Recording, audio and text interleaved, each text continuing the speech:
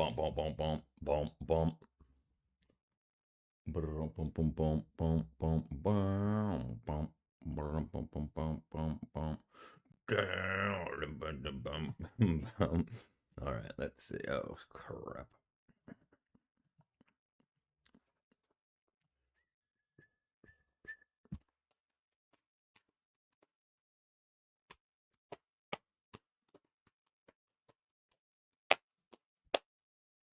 There we go. All right, let's see. How's everybody doing? How we doing? Okay, let's see. Copy, copy. What's going on, Caracas game?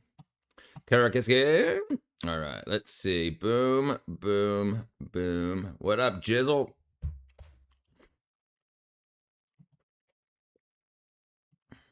How are you, my brethren? Welcome, welcome, welcome. Okay. All right. We got the server up and running. Boom, boom, boom, boom. Okay, let's get it together. What's going on, my brethren? What up, Jizzle?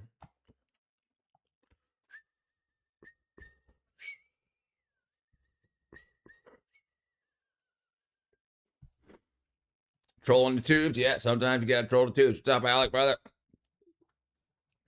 Yeah, I didn't have any time today, my friend. I'm coming on late here. I'll try to get to. I got everything taken care of today. I'll get it run up tomorrow. This is my PC account, by the way. No, I didn't remove it. You still got it. See the little freaking. I mean, it might not show on the on. It might not show right here, but if you look on your Wackadoo, you got the little shield or star or whatever it's called. Yeah, you still got the shield right next to your name, Wackadoo, and you're blue. Wackablue. What up, Sir Keith?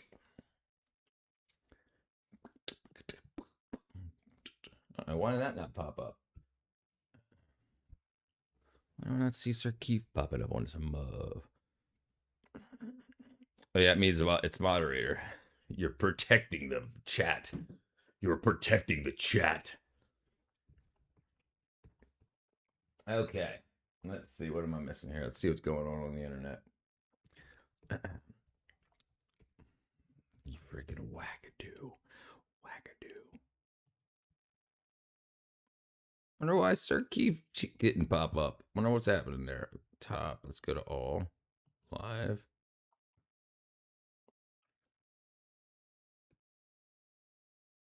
Interesting. Okay, we'll see. We'll see what's broken. Okay. All right. Let's see what's going on the internet. Cheapest. He's got a machine gun. All right. Hey, there you are. There you are, brother. There you are, my friend. All right. Let's see. Fishing. Let's see.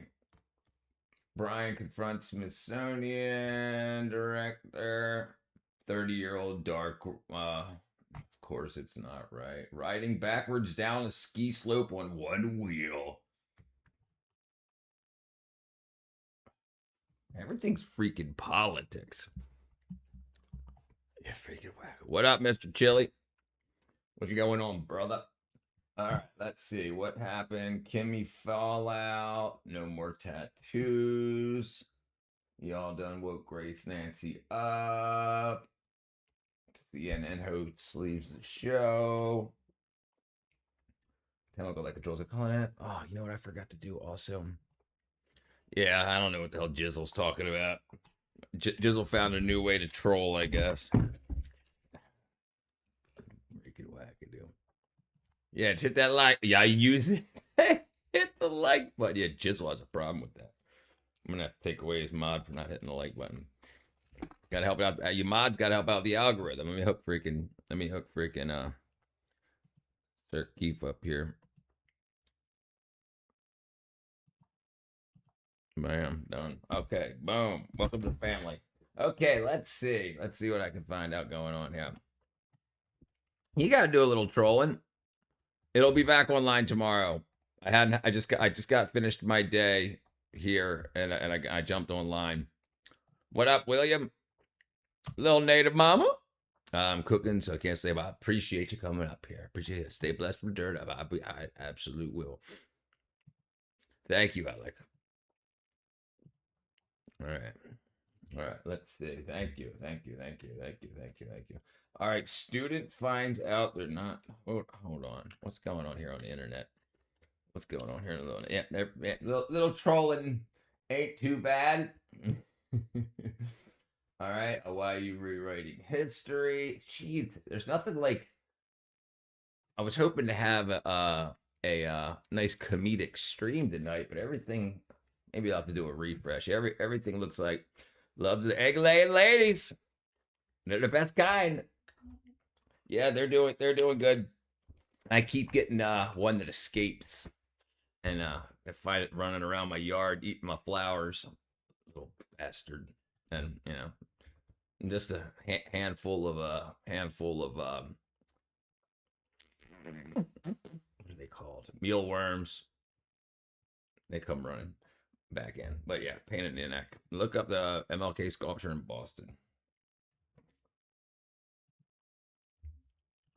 Martin Luther King Jr. sculpture, Boston. Yeah, they're always rebels.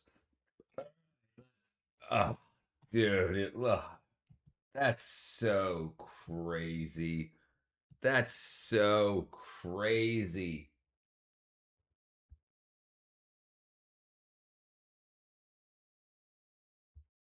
It looks like the meme where the dude's got his head stuck in his own ass.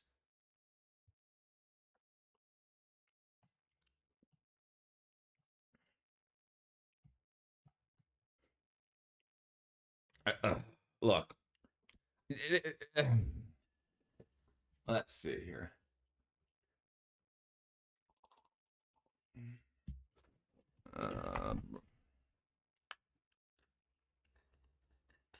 Unbelievable. Ukraine needs one.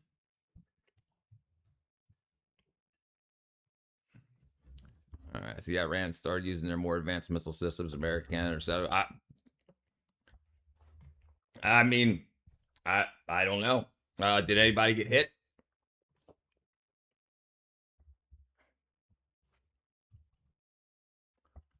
I mean, I haven't seen anything that wasn't intercepted. I mean, I know that they attacked a barracks, which is where people were sleeping. Like they didn't attack they attacked a barracks, like the couple of soldiers that died the other day. Yeah, it was a big area where the military was sleeping. So I don't know. I guess either maybe they didn't have any interception stuff there or thought they were safe. I don't know. Shit me. You only woke now, crack my brother. This is the problem with everybody needs a chance type stuff. Rather than proving you can do something well and then getting it, they're like, oh, okay, oh, you've done art before. Oh, here's a $500,000, $1 million. Make a, yeah, maybe, yeah. I don't know. I've only heard about a little bit. Like he's being beaten.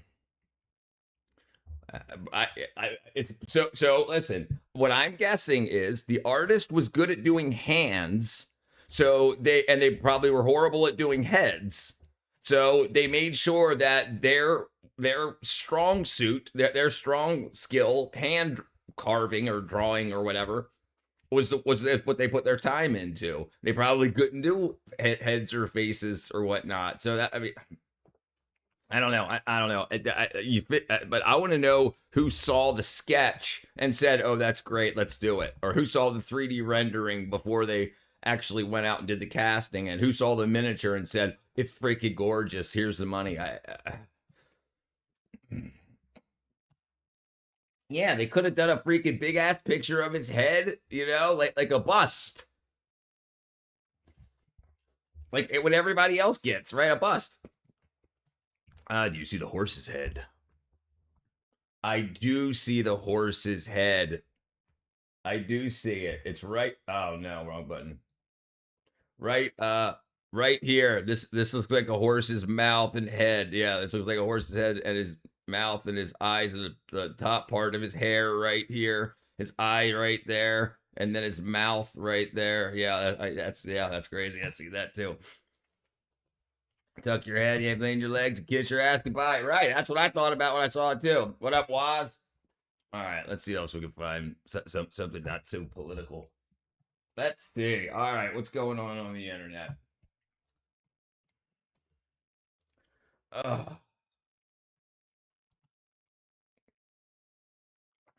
Turning into tech ingredients.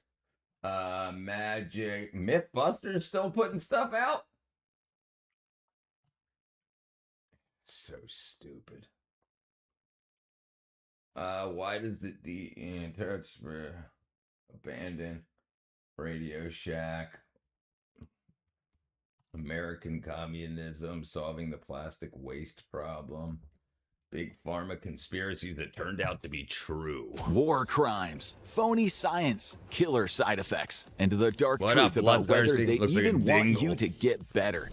These are the what is that supposed to express? Waste of money. Listen. Which often happens in government. You find a bunch of money that's been set aside for whatever projects, okay, and then you have a buddy that does something, and you say, hey, I'm going to get you a bunch of this money. Give me 50% of it back. So how much would it cost for you to make a sculpture this size? $1 million?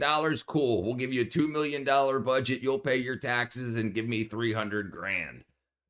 And they do things like that for like, have you seen some of the horrible art? Like they absolutely did it all throughout Britain. Like in the UK, they did all kinds of just stupid, like not even as like artistic as that, like where you could see the fingers. They're just like blobs and stuff. It's modern art. You don't understand me. You'll understand it in 50 years. And they overpay, and they go, oh, it's just buddies helping out buddies. What up, Plus? Of course, made the sculpture. I'm just really stoned. What else, brother? Yeah, government's really good at wasting money. Abso-freaking-lutely. Most insane big pharma conspiracies that turned out to be true. Number 14. Mainstream corporate media lies to lay the modern opioid. You know what I'm talking about? The artsy girls that are like, no one understands me. No one gets me. I'm not born in the right time. Epidemic at the feet of foreign drug cartels. But the truth is, Big Pharma and the American government have colluded to make money off addiction and death for almost a century. And it all started with World War II Art's only worth as much as someone's willing to pay. Harry J. Anslinger. Right. And the thing is, if you've got buddies that work in the insurance industry and appraisal industry, then you can paint something, make a piece of art, and if you have a buddy in the appraisal industry, they can appraise it. And once your piece of art is appraised, whatever price it's appraised at, okay, so this is the scam. All right, here's the scam. All right, you get somebody, you start going out around, find out, like go on Facebook groups or LinkedIn groups and find the appraisal society in your area, okay? And then you start hanging out. You hang out in the bars, go and see where their meetups are, go there, do whatever, hang out, get to know the people. But the way it really works is if you make a piece of art and you submit it with like a $500 submission fee, and they'll appraise your art, okay? Now, if you can get to know somebody and tell them they can get a kickback, they'll appraise it for more. So you can make a painting. They say it's worth $60,000. Okay, cool. So that you can take that painting to a bank if the bank's willing to give you a loan of 80% of that value. So you can get whatever, $42,000 for that. And then if you don't pay them back, what do? They take your painting. So you painted something that took you however long to paint. It got appraised for $60,000 or $80,000. You got, or $60,000. You got $42,000 loan. If you don't pay it back, they keep it and try to sell it to recoup their money, because the appraisal certificate will say what it's worth. So then when people have never even heard of you, but then at an art auction, they'll be like, this art by this rarely known artist, freaking Richard. With the appraisal at $60,000, $52,000. You know, and then because people that when you're up and coming artists, it's the appraisal that lets them know what it's worth. And you can so when you see things like Hunter Biden and stuff, when he was doing his paintings, they were pretty decent, but still they were appraised for a shitload of money. And then you get loans against them, or you use it's absolutely crazy. Or if say for instance, I did something for you. Say I was in government and I gave you the job to do your company the job to fill the potholes, and I overpaid you, or made sure that you got paid way more than you should have, but still illegal, right? Then what I would say is, hey, if the way I'm going to get the money back is I'm going to make a painting, or I'm going to make a piece of art. I'm going to get it appraised. You buy that piece of art, even because remember, it only costs $500 to get appraised. So if it says that it's worth whatever, and then this guy that you just gave this big $1 million contract to buys it for $100,000, now you get that $100,000, and everything's on the up and up. So you laundered it legally. It happens all the time. All the time. What else, Sir Reginald Blomquist the Third? I thought I am also thoroughly baked like a lasagna. Shadow Syndicate.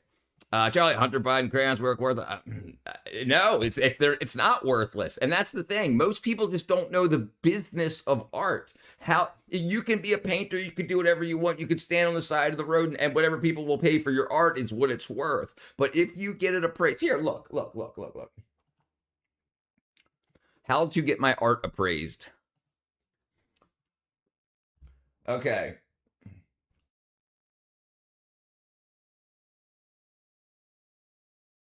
What's my art worth? Art appraisal guide.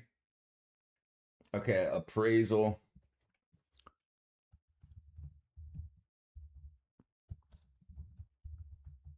I can't spell committee right. Okay, an appraisal committee typically handles real estate appraisal. Okay, we'll do art. Art. All right. Okay. Art appraisal committee evaluates the monetary value of artwork. Typically, estate taxes, charitable donations, or insurance. If you're dealing with taxes for the IRA, claims are $50,000, fair use, blah blah blah blah. But anyway, so you go here to an appraisal committee. You go to an appraisal committee. And you pay the fee to get it appraised. But most artists have no idea that's what you're supposed to do. It's only people in the business of art. This is why you see stupid art that's just like a block that's painted 100% blue, and it's like and like it sells for $100,000. That's what they're doing. It's not. Oh, it spoke to me. It's not that. It's laundering money. Kickbacks make the world go around. What's up? What's good, old bro? What good, Jans? What's opinion on the red pill MGTOW? So MGTOW, I like, and here's the thing, I don't know the whole thing around it. The thing, men go in their own way. I absolutely agree with that as a model for young life. Like absolutely make sure you've got your path determined in life, what you're going to do before you start. Like, don't spend money, don't go on dates for women you wouldn't consider marrying. If you don't want to have kids, and don't do things like that, absolutely wait till you're at where you want to be at. So I agree with that, but I don't know the whole intricacies of it, like the Andrew Tate side of it. I don't know, but yeah, I think that. Yeah, today's dating market's trash. Oh, it's absolutely. African transportation corrupts reach U.S. from Kenya, Somalia, and other countries because they use badly with the coronavirus. It's true. It is true. Buy, borrow, and die. I think Hunter was just about money. Like, yes, absolutely. But I'm drawing. Drawing, brother. Supposedly, CIA influences what art's popular. Yes, and why do you think they do that? Why do you think they do that? Like, why do you think that they go over like movie scripts and whatnot and change how they are in other countries? The propaganda leg of the CIA. They want to start getting ideas and stuff out there. They want to start something they might want to do in 20 years. So you got to start getting it out there in kids programming today. So when those kids are 18 years old, when they hear about these new changes, they'll be like, oh, it brings up memories of your youth, and you can start moving culture. I have a Martha Walter beach scene. I don't know the worth. Probably a lot more than you would think. I'm starting to see all these places only sell mattresses up. So yes, absolutely. Listen, yeah, look. Mattress Warehouse, Atlanta. All right, look. Look at all of them. Look at all of them. Look at all the mattress warehouses in Atlanta. Look at this. Look at that. They're over top of each other. Look at that. Look at them. That's just in one small city. I mean, it's a big city, but I mean within like 8 miles across or whatever. Who the hell buys that many mattresses? You got me. I'll check it out, brother. Not a big fan of gore. Listen, I was in the movie industry for a bunch of years, so I did lots. I worked on like independent gore films. I've worked on like bigger budget. I mean, I guess you wouldn't really call them gore films, but you know, but not a big fan of the genre. I mean, I'm not a big fan of anything anymore, really. Really appraise Martha Walters at $1 million. You owe me 300,000. Question: because I saw a video saying that Christopher Columbus didn't find America. Is that true? America was already pretty established. So history all depends where you study it. So like what you learn about history in the schools that you go to is what your local government has determined that they want to teach you. There's multiple consensus of different historical facts. They have to make a decision on what they want to say is the truth before they teach it to you. Like now we're finding out that the universe isn't 13.8 billion years old, but they taught us that back in the day, and we were tested on that. If we said something other than 13.8 billion years, we would get that question wrong. But now science has evolved, and that's not correct anymore. So, but yeah, Christopher Columbus he found Cuba and then had worked things up, but there was a lot of things happening at that time. The My Pillow guy, all right, Coca-Cola and a psyop, make children stupid. It seems like it. Who owns the mattress factories? I do not know. Man, brother. Al Gore invented the internet. Yeah. Algorithm. Yeah. The algorithm. Mattress stuff. Dumpster. Focus on goals, not holes. Yeah, that's right. Girlfriend, start with it. That's right. Listen, and the thing is, if you're in the market for prostitutes, that's what the current culture says about dating. You have a lot of women that have been trained to believe that their worth is determined by what they can get from men. When girls say they know their worth, they mean they know what guys will pay for dates and stuff with them. They know how much money guys will pay to be with them. Whether they realize that it's prostitution or not. But that's what they say. When a woman says that she knows her worth, I mean, I wouldn't ask this, but you could say, what is it? Do you think it's wrong for me to kill animals that are not legally protected? So yeah. Don't do that, and I'll tell you why. It's not worth the consequences. It's unbelievable what that can do to your future if you get caught. Like if you get caught, and people love animals, my brethren. They love animals. So if that goes onto your record, it can really fog you up your future. What up, Trey?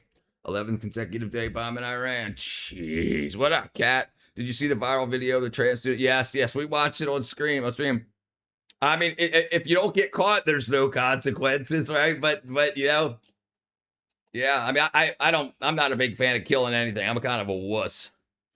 We need less Captain Save a Hose. Yeah, I agree. Yeah, man. I saw his what's it called today? It's not legally protected animals. Like, so what happened if what's going to go? Oh, not legally protected. Sorry, I was thinking legally protected. Oh, right, like hunting. If you're talking about hunting, go ahead. Yeah, go get yourself some food. But if you're talking about like dogs and cats, that's kind of wackadoodle. YouTube is finally hit like, good. What up, Muhammad, brother? Wesley, he likes his red faces. Fake people with return question. Okay, let's see. Let's go back to where we were at here. Let's find out what's going on in the world of pharmaceuticals. Okay. Oops. All right. True architect of the war on drugs. But his real war was against only the drugs that he and his buddies couldn't profit off. Anslinger hated drugs with such a burning passion that he was made the first commissioner of the Federal Bureau of Narcotics. He stuck around, maintaining his leadership through the presidencies of Herbert Hoover, Franklin D. Roosevelt, Harry S. Truman, Dwight D. Eisenhower, and John F. Kennedy. It was a tenure of 32 years. Clearly, he was a passionate prohibitionist. But there were deeper motivations at play. According to Norman Ohler's book, Tripped, Nazi Germany, the CIA, and the Dawn of the Psychedelic Age, Anslinger closed a major deal in 1939 while World War II was raging, 2 years before America officially became involved. If recent conflicts have taught us anything, it's that war. At least it's not people, sure. But if you feel like you want to kill people, you might have some issues. The first thing you should check, my brother, if you have that urge, you want to get checked for parasites. There are parasites, especially if you've been around cats or cat poop. There's a cat gut parasite called Toxoplasmosis gondii, which can make people have an urge for gore. So it's basically like mind control parasite that can make you want to do things or see things that you wouldn't, the average population wouldn't want to see. I don't understand why guys would care about animals, not a human. Why do you care about them? They care. People care about animals, dude. What do you mean? If you can't understand that, you might be a little on the spectrum, possibly. Like, so if you don't understand that part of it, like people need companionship, and sometimes human companionship is hard to come by. So they go to animals. New book for me to read. I'm retired and shoot rats for low cost toupees. Have you ever done acid? Yes. I have CPTSD and just need an outlet. Yeah. Look up Ibogaine, brother. Parasites thing is so true, y'all. You should really look it up. No, yes, absolutely. It's very, very, very true. Yeah, you don't want to get it, brother. Yes, you could ask a serious question, Jizzle. Animals are better than people, she says. What is your rate of Sloppy Joes on a scale of 1 to 10? I really like Sloppy Joes. I met Lucy. Lucy in the sky with diamonds. I love animals. I just do. I do eat them, just not my pets. Nothing does anything like physical stuff for me. Yeah, brother. I would absolutely look into a round of anti-parasitics. Yeah, look. I'm gonna show you something real quick. Toxoplasmosis gondii and psychological issues.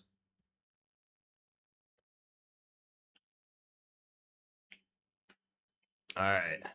Toxoplasmosis gondii is an incredibly common parasite. Roughly 1/3 of the global population have been exposed to it. An individual's healthy immune system is asymptomatic. However, parasite establishes dormant systems in the brain, schizophrenia and psychosis, anxiety and mood disorders. So CPTSD.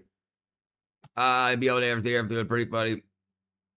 I'm trying to be a happy and good person. It doesn't make me feel anything. Yeah, brother, I would implore you to take a look at what I'm showing you here and maybe go spend $30 getting an anti-parasitic.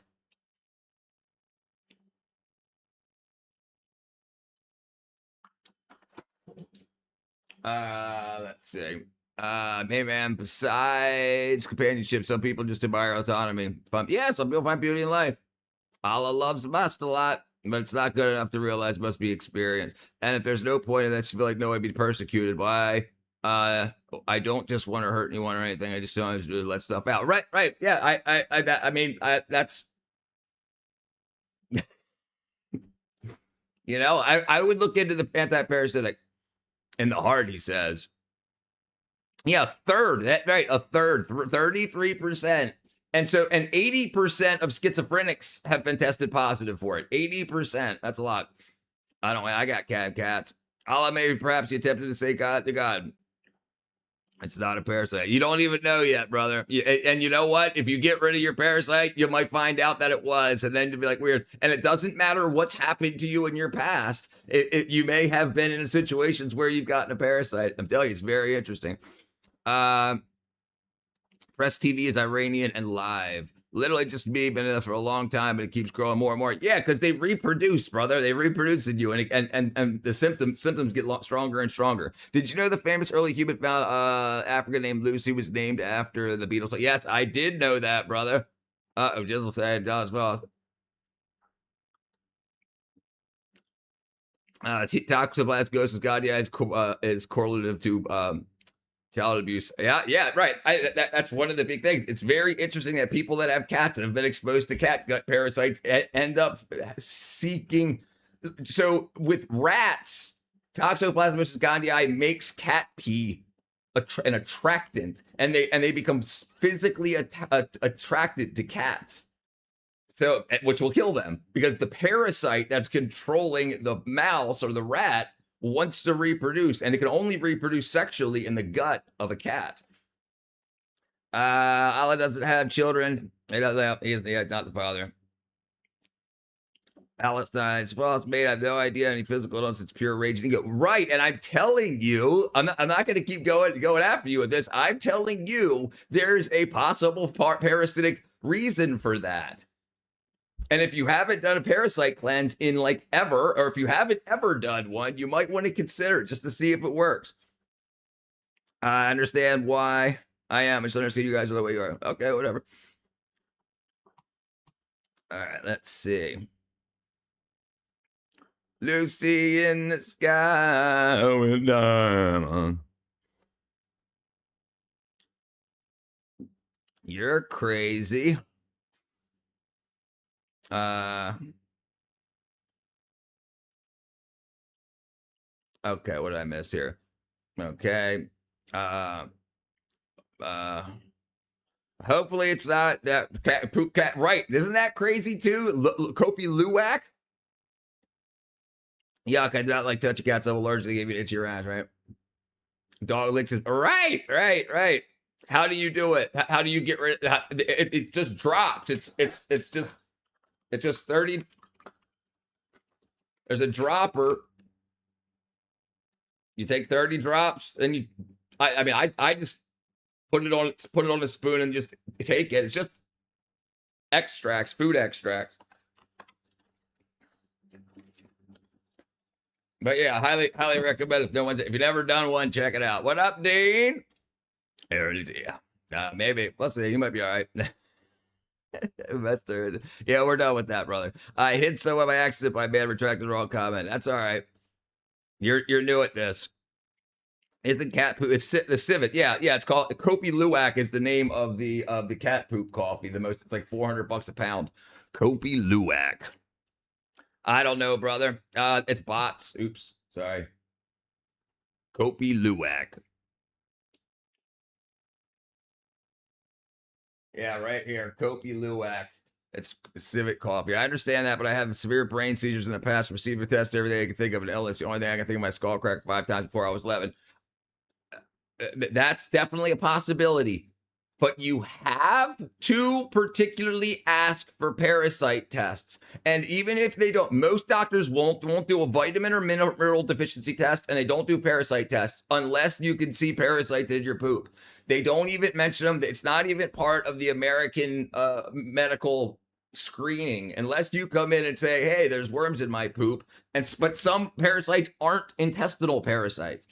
And understand, crack in your head. I absolutely understand. And that may be, if I'm just saying, it's worth a try.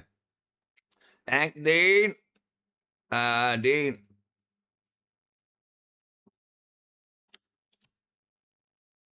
All right, what did I do here?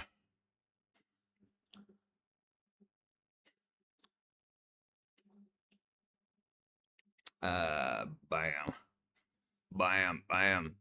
Brother, love this channel because he reads all the comments, made a response. I try to read them all. I'm trying, my brother. Thank you. Leviticus talks about parasites back before people do with science. The Bible is basically a cautionary tale against parasite spreading. Yeah, it's very interesting. Yeah, I try my best. H2O. Rich, are you familiar with the balloon frame and construction method of American homes? Yeah, of course I am. Yes, absolutely. Swooping in like Spider-Man. Dang. Just rips reunion wires I found from End of Life. There you go. I get attacked by a lot of bots all the time when it comes to the job. That's right. Maybe you could be right. I won't say you're wrong, but I don't think it's that. But I won't knock it until I try it. Listen, I'll go back to this real quick. All right. It's very, very interesting how this is not talked about at all in American psychiatry and American medical institutions. I'm trying to make a change in American medicine. The way there's two things that are not looked up at all.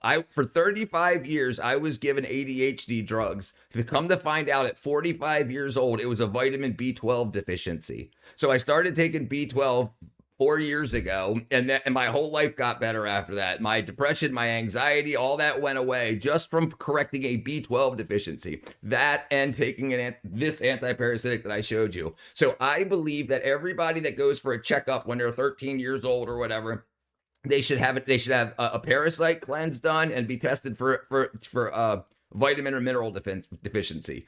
Only 3% of people in America's intestines are healthy enough to donate their poop, called a fecal transplant, for a fecal transplant. So that means 97% don't have the proper gut bacteria to be able to absorb vitamins and minerals properly from their food. How else are you going to get them in you if it's not from your food? PFAS is not macro. What did it do, brother?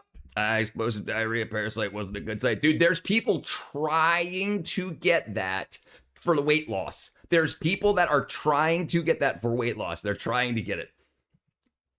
I go, my brain seizures crack my head a lot. Skateboard. Me too, brother. I broke my nose 12 times skateboarding. You said it first. Eventually that could be filtered with microplastic in our bodies. Yeah, I mean, that's a relatively new thing, in humanity. So what up, local? News has made liberals mentally ill. Brother, if you what they were talking about today, how like $4.5 billion of the money donated to Harvard was from non-American sources, and they were giving money to only give scholarships and teach people from like China, for instance. Like that all that info was exposed today. So and that was just Harvard. How about any of the other stores? And how many people in our government come from Harvard and or Yale or whatnot? Plus got pets. He got a dog. Dixon, have you seen the scientists in Australia that come up with a detox to remove PFAS? Yes. I think we might have talked about it the other day. But yeah, I literally kissed my dog. It's not they have a proper poo. It's not elite poo. Probiotics. There's worms in my poo. Dr. Demento. Does anyone else get chip bones and elbows from skateboard? Shins. Wonderful. I'm working throughout the courses in that direction. 2 years, maybe, researching carbons, gothic, rival cottages. Yeah, nice stuff.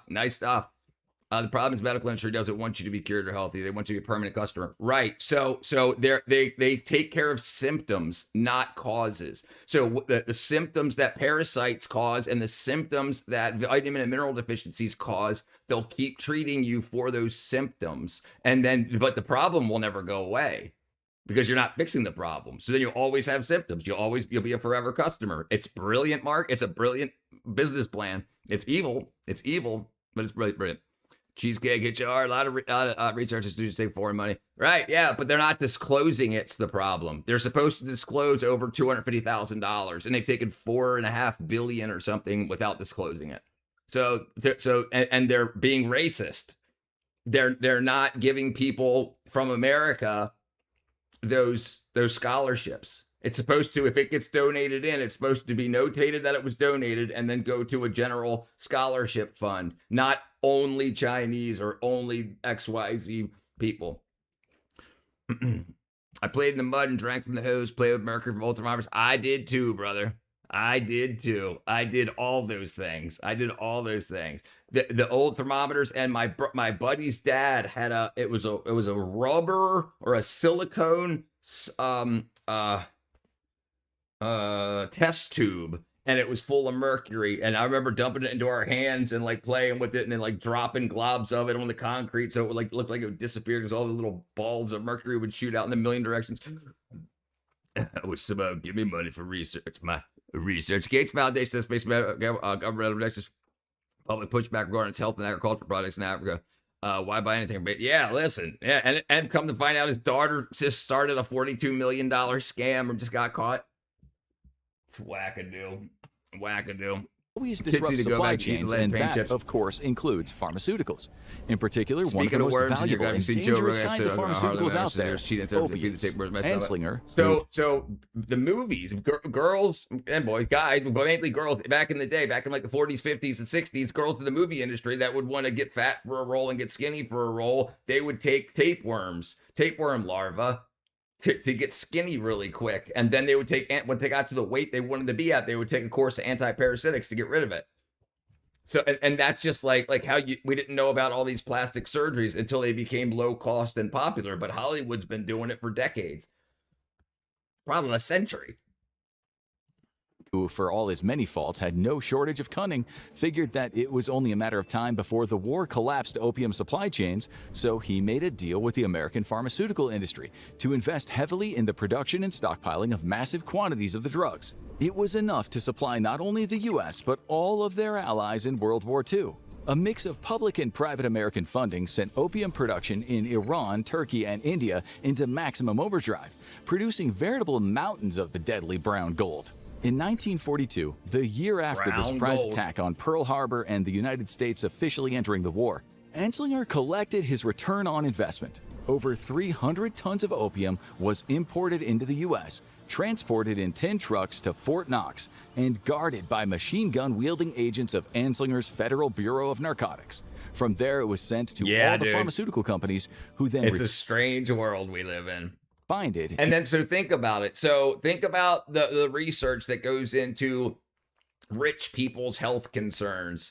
And so they know people use parasites back in the 20s, 30s, 40s. And probably still, now they got Ozempic, so they probably don't use them as much.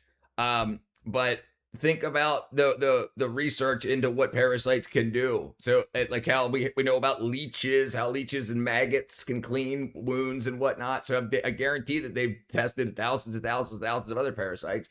And imagine finding a parasite that could live in the population the entire life without coming out of your butt or crawling out of your nose or eye or whatever. And it just causes symptoms like eczema or psoriasis or dandruff. And so you have a whole population that's going to need daily chemistry, whether it's pharmaceuticals or just chemicals, like you need lotions and creams and whatnot. And you know, it's never going to get really out of control, except for maybe a couple of handful of patients. And maybe it makes its way into the food supply accidentally. Maybe. But you know what the worms really like to eat? All the shit food you crave.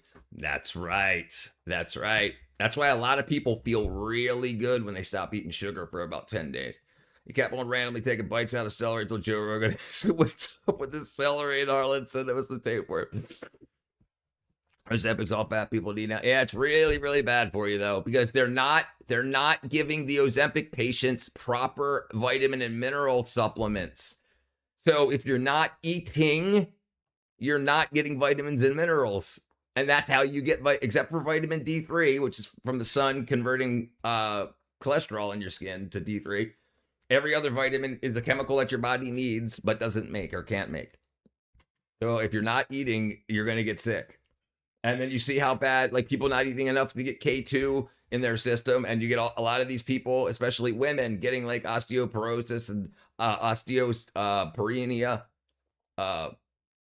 Because that's basically could be from a vitamin K2 deficiency. So if you're not eating that anymore, you had all this stress on your structure being overweight. And then now you're just not eating hardly anything at all. And how are you going to get vitamin K2 in you? Whatever happened to you? Got too expensive. Into usable opiate drugs. Huge supplement guy. Yeah, like I take a lot of supplements. 110thgrade.com. Damn it. Here's my website right here. This is the stuff I take. First of all, I'll get you a hat or a shirt and make sure. And then I got my, this is the stuff that I take here.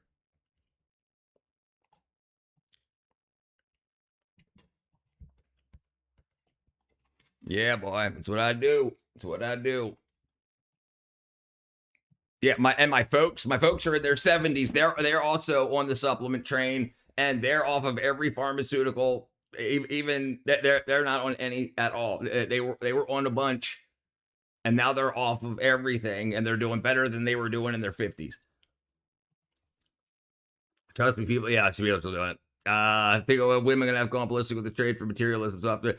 Happily ever after. Made by Venom of a Lizard. Definitely. Yeah, bro, that gets you on. What's going on, Dave? I think part of the supplement craze is psyop. So a lot.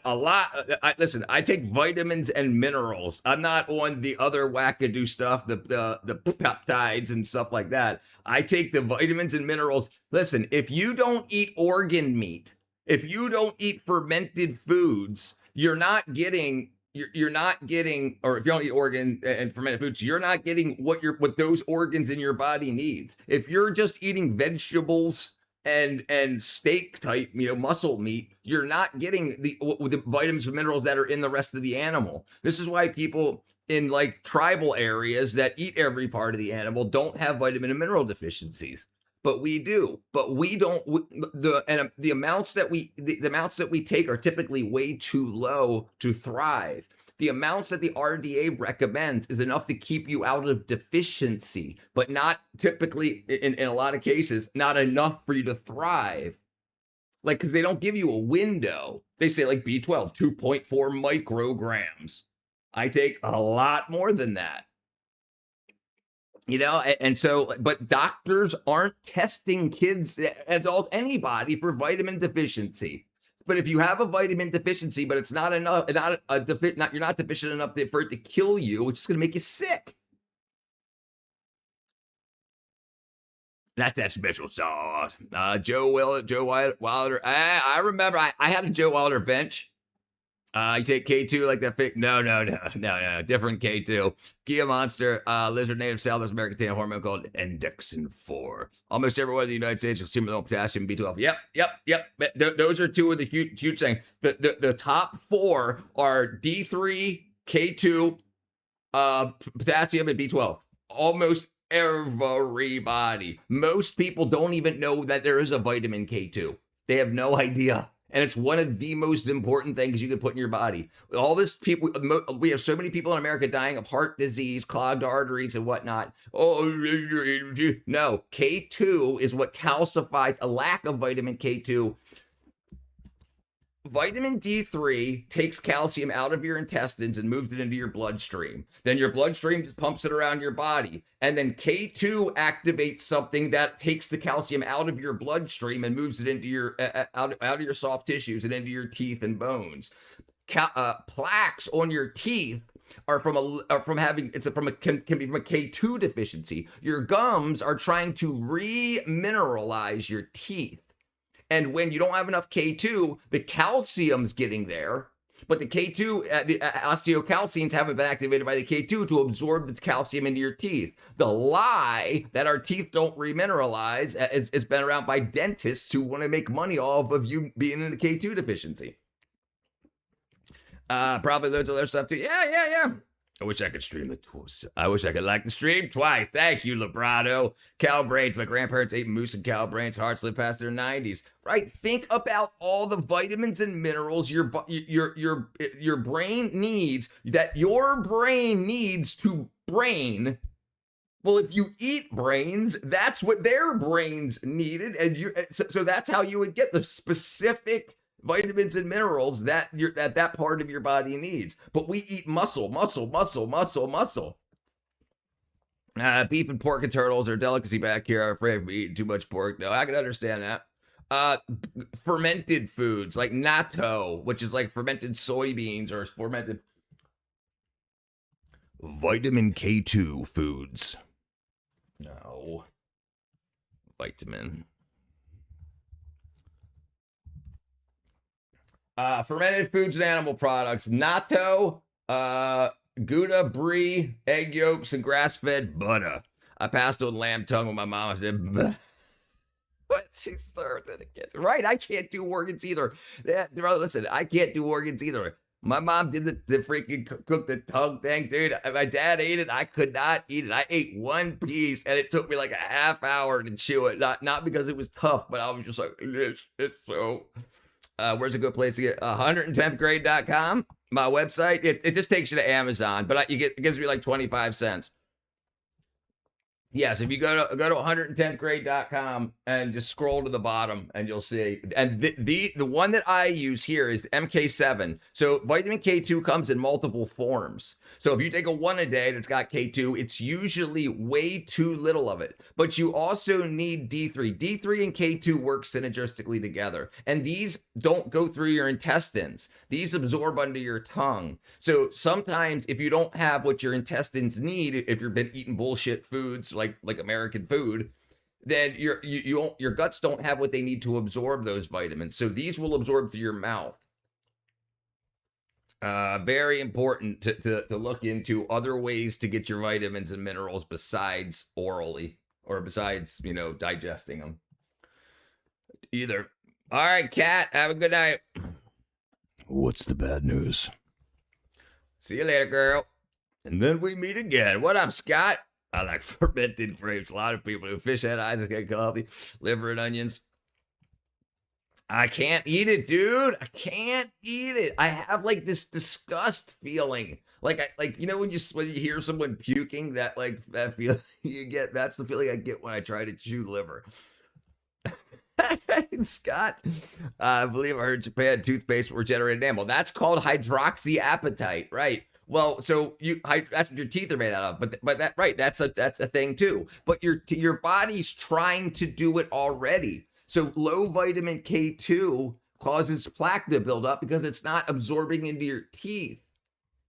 But it's such a moneymaker for dentists to keep people K2 deficient, to not even tell people about K2. I tried Cal braids. It was a weird texture. Yeah, I couldn't do it. Listen, if you're not eating the whole animal, you have to supplement. You have to, I have to supplement. Because how else are you getting it? And nobody's testing you for it. If you go to the doctor and say, hey, I'd like a vitamin and mineral deficiency test, they're like, oh, you look good. Are you eating good? Yeah, 3 times a day. Oh, that sounds great. No, it doesn't. What? Are you eating dino nuggies? You are a mod. You got the shield, brother. I'm no longer a regular. I'm telling you, it's worth it, brother. Yeah, you're still a mod. My bad. My girlfriend broke up with me. That happens a lot in that community, Les. Just keep doing it. Keep trying to keep yourself happy. Learn a lot of stuff and try to laugh a lot. I promise it'll get better. How you make me laugh. Fermented food, booze. You are. Don't you see the you have a shield next to your name, Scott? Iran destroyed bombed Amazon data centers yesterday. Jesus Christ. Raw monkey brains. Dentists, hospitals, prisons, you finally snap into 8% into the parasites. Oh, yeah. Right. Get us at every side. I make tinctures. There was one from deer antler, fenugreek, and Rhodia, ashwagandha. She legit. Man, rich B12, when I'm feeling down, vitamin K, got my dental hygienist going. What did you take? Nothing wrong with your teeth. Better since last year. I'm telling you, man. I'm telling you. Listen. It's unbelievable. If your body doesn't have what it needs, it's gonna manifest as things like that. And then what do? Instead of saying, oh, look, I've got probably a vitamin deficiency. I've got tooth plaque. That means I probably have plaque in my brain and in my veins and arteries because K2 is what moves calcium out of the soft tissues. Oh, Liz. Yes. Look, brother, look. If you have the shield, I don't know if it's maybe YouTube did an update, but you have a shield, Scott. He's back. YouTube changed mods aren't blue, it's just shields. Yeah, I didn't do it. Don't blame me. But yeah, so it's an absolute wackadoo. I've done lots of streams on this, on like ADHD symptoms and vitamin B12 deficiency symptoms mimic each other. So a doctor cannot know if you're vitamin B12 deficient unless he does a test. So if he says, oh, you have ADHD, he cannot know if he's right. You might have low vitamin B12 and they don't test you. They just put you right on drugs. My girlfriend. It's okay. You'll be all right. If I'm going to have to open a bigger farm, feed us. Let's do it. Let's do it. Boot me, then let me back in to prove my modship. Oh, to prove it. Oh, yeah. Let me see. I don't see him to see what it looks like. Let me go check out the page. You're still blue on my screen.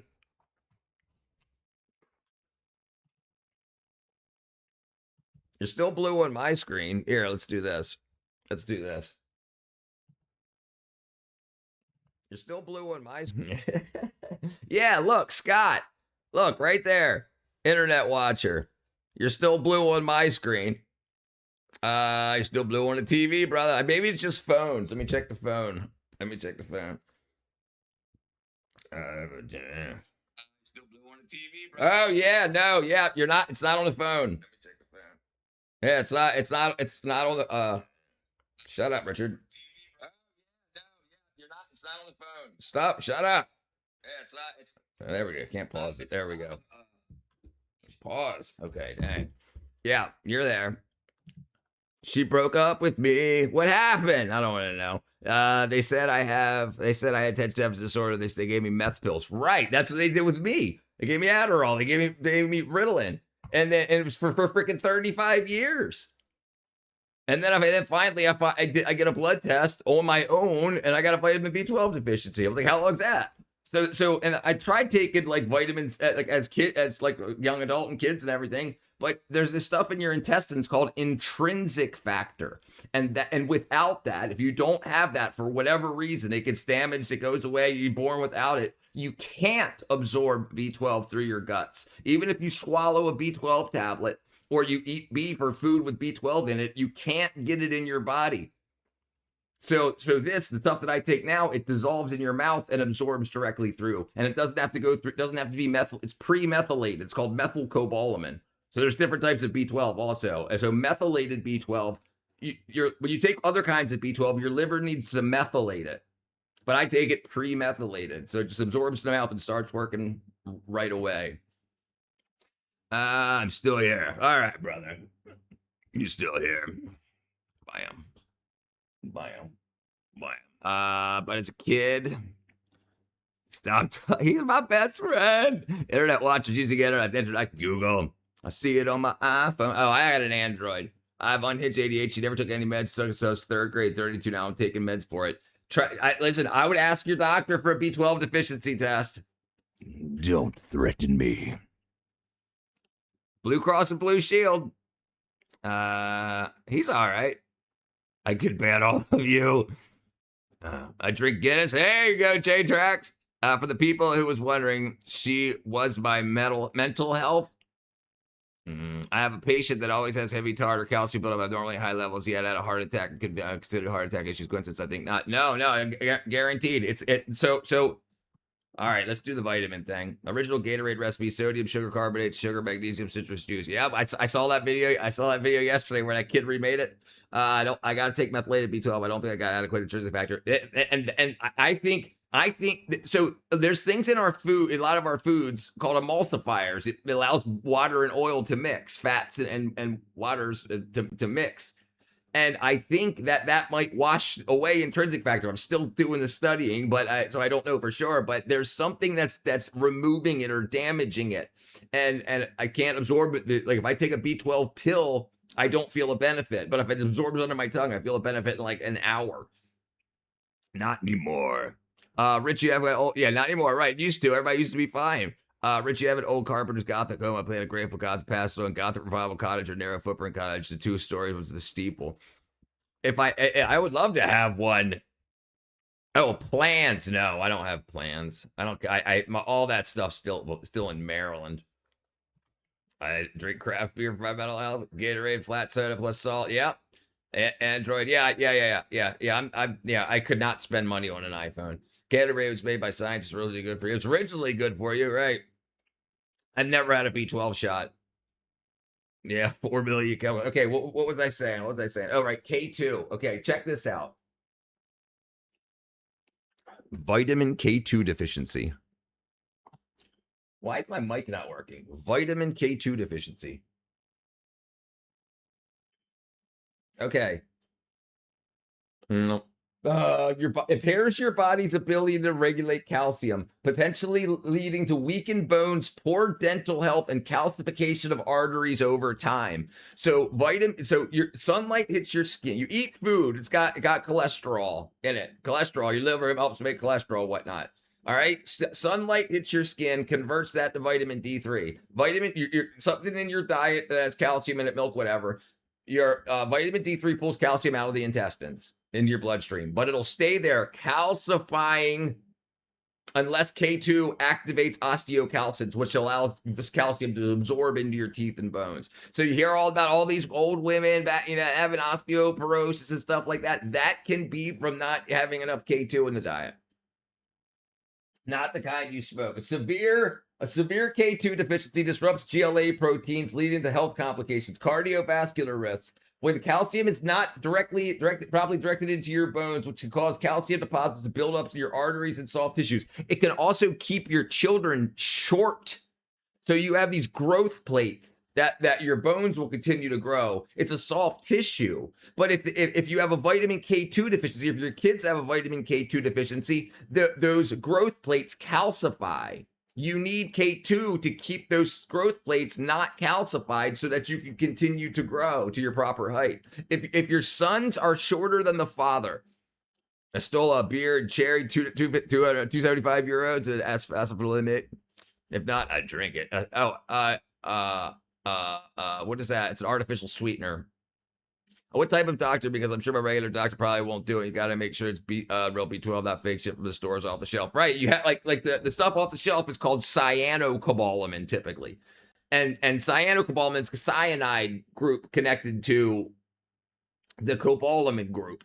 And then your liver will break away the cyanide from the cobalamin group. It'll methylate the cobalamin. Cobalamin is B12. But the cyanide group can recombine, deactivating the B12. A beer a day. It's not the kind you smoke. I'm with Patterson. Please shout him out. What up, Patterson? Walking pneumonia. Damn, brother. Stop smoking that weed.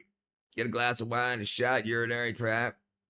Yeah, there's MK4 and MK7. MK4 only lasts about 4 hours, about a 4-hour half-life. MK7's much longer. So I take MK7. Osteoporosis is when you don't have enough calcium in your bones. So your bones can bend and break very easily. And that's because the calcium that's in your diet is not getting to your bones. And that can be definitely from not having enough vitamin K2 in your diet or supplemental regimen. You've been arrested, been intruded by injections. Put a sock in it, boy. What up, Space Cow? You're familiar with the balloon framing construction method, so that's still helpful. Expect more queries these days come. No problem. No problem. I'm here to help. You're pretty good at reading my mind. Cabbage contains cyanide spores.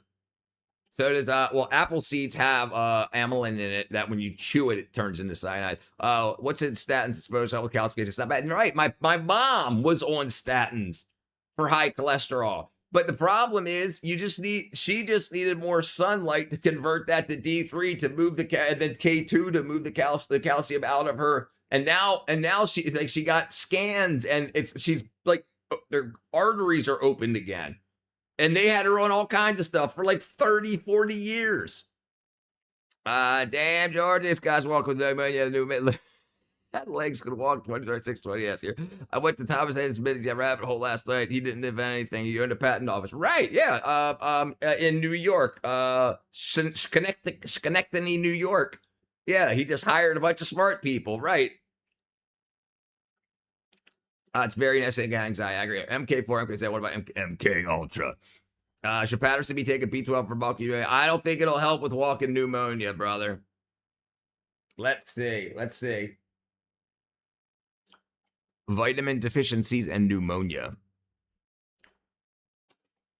Vitamin D and A significantly compromise respiratory health. So vitamin D is one of the, like I said, the four most important things that you have to make sure your body, or I make sure my body has, is vitamin B12, vitamin D3, vitamin K2, and potassium. I also take magnesium and zinc.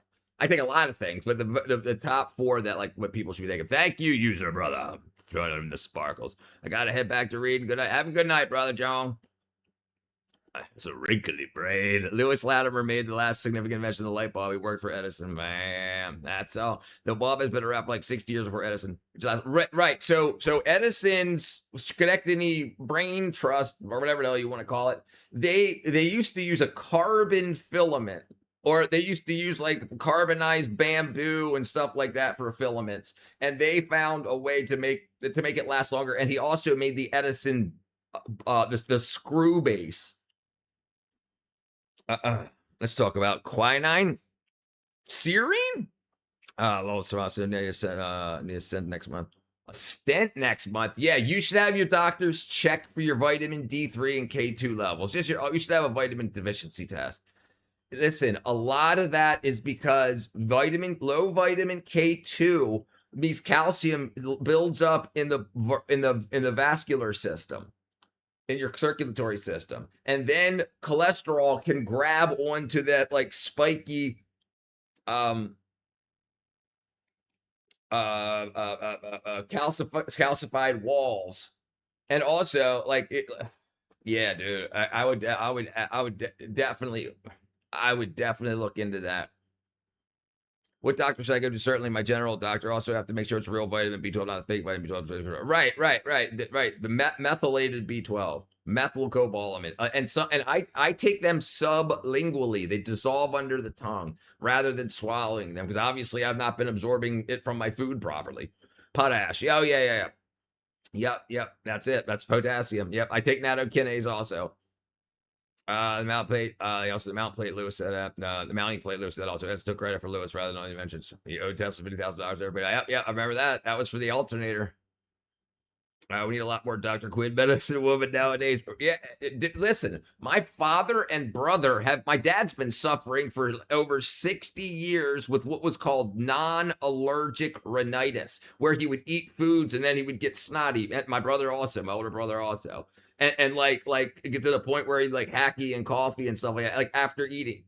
And then so just last week, I decided to double check everything and look into it. I found this stuff called mast cell activation syndrome, and I ordered some supplements. The first day he took it, he's been fine since. Called my brother 2 days later, after my dad was fine for 2 days, and then my brother got it, and the first day he took it. And my brother's 52,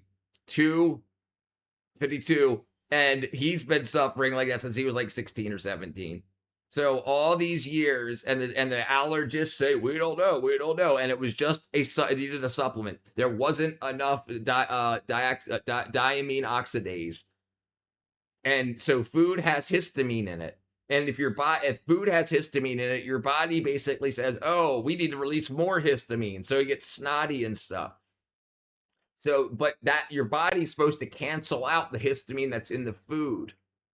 And your body, in your stomach and lining, there's a stuff called diamine oxidase. And so my dad takes one in the morning, my brother takes one in the morning, and now 50 plus years of my father having issues, and probably 40 years of my brother having issues, and now it's just a supplementation. And there's nothing pharmaceutically that can be taken, but it's just something, either your body is something that's not in your body and it should be, or something that's in your body and shouldn't be. So something's either parasite or bacteria type psychological or type thinking, or a deficiency. Here we go, 369. I've seen a heart specialist also have AFib, so I believe it's either. That's cheat. Yeah, I mean, do what you need to do, brother. But make sure your doctor does a vitamin deficiency test.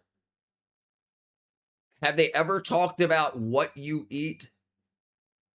Did he ever say, do you have enough vitamin D in your body? Do you have enough B12? Do you have enough B3, K, A, E?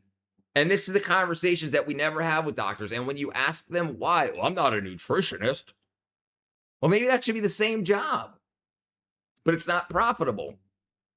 You get your medical advice from Untrained Dildos in live chat. Methylate blue is probably one of the most powerful solvents I've ever taken, and that's a zeolite. It makes your toilet turn blue. All right, let's see. profitable one, all of Americans' allies ended up depending on American opiates for their frontline medical needs. U.S. Big Pharma became the Allied world's drug dealer. So how did the Nazis factor into all this? Post-World War II, Anslinger's department was in charge of regulating illegal narcotics in some of the Allied portions of denazified Germany. There, he and other American officials became acquainted with Nazi policy on drug control.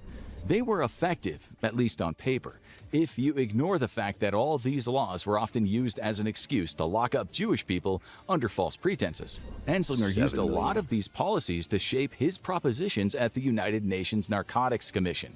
After all, when your goal is to control the supply, why allow competition? And as you're about to realize with our next conspiracy, nothing much has changed. Number 13. According to the DEA, 2.2 pounds of fentanyl has the potential to kill 500,000 people. It reached a peak of over 73,000 deaths in 2022 alone.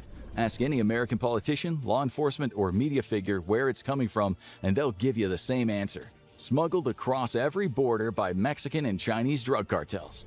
It's a convenient excuse, especially when you're taking kickbacks from the real culprit. To borrow an old cliche, the call is coming from inside the house, and it's offering you a lap dance. That last part actually wasn't a figure of speech, it really happened. A pharmaceutical executive for the company Insys Therapeutics took a Chicago doctor named Paul Madison to a nightclub and they gave him a lap dance. It was all part of a wider scheme to get him to prescribe more of their incredibly potent fentanyl spray, Subsys, to his patients. And this was part of the over $70,000 exchanged between Insys and Madison through cash and gifts to maintain him as one of their Subsys power prescribers. Power prescribers. Speaking of opiates, the Sackler family has opened a lawsuit for the rest of their lives. They had to pay $7.5 billion lawsuits to victims of family people. Brother, listen, this goes so deep. We just found out today that they that like 16 days after setting up the do not prescribe opiates with benzodiazepines, so morphine with like Valium, at 14 after that, when the COVID disaster happened, they said they changed it and said, no, you should do this if they seem like they're dying. And because you can't, they like had phones set up on the end of the beds to watch the patients because it was so deadly contagious that they didn't have respiratory devices. So they gave people these shots or in pills and then went to go to other rooms because you can't be around the patient that's got COVID. And like 145,000 people died from COVID in the hospital in the UK. But now looking at how they changed the guidelines just 16 days after it started, it looks like a lot of people may have OD'd on morphine and benzodiazepines. Part of that lawsuit, my friend got praised for his butt. Damn. Good news is because I never kicked it because I knew. Good news is I never kicked it because of new veins, and now I was told to keep them from bad artery blockage to begin with. 4 times 4 is 1766. 1 plus 7 is 8. 6 plus 6 is 12. Plus 2 is 4. And as far as 3. What up, OG Kicks? Da da da da. But what actually is Subsys? It's an aerosolized fentanyl spray over 100 times more potent than morphine.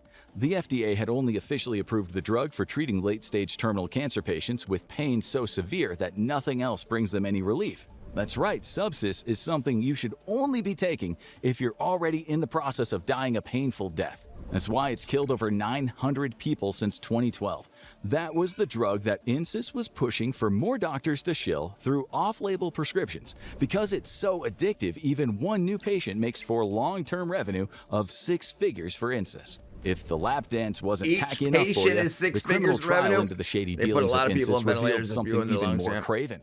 A rap music video that they'd created to persuade doctors to prescribe more Subsys. The video, called Great by Choice, features 2 Insys executives rapping about their deadly drug. Meanwhile, a third performer dances around dressed up as a giant bottle of Subsys. Interestingly, the 1600 micrograms bottle, the highest legal dose. Insys is definitely one of the loudest and most obnoxious with their Dr. So they try to make it part of the culture.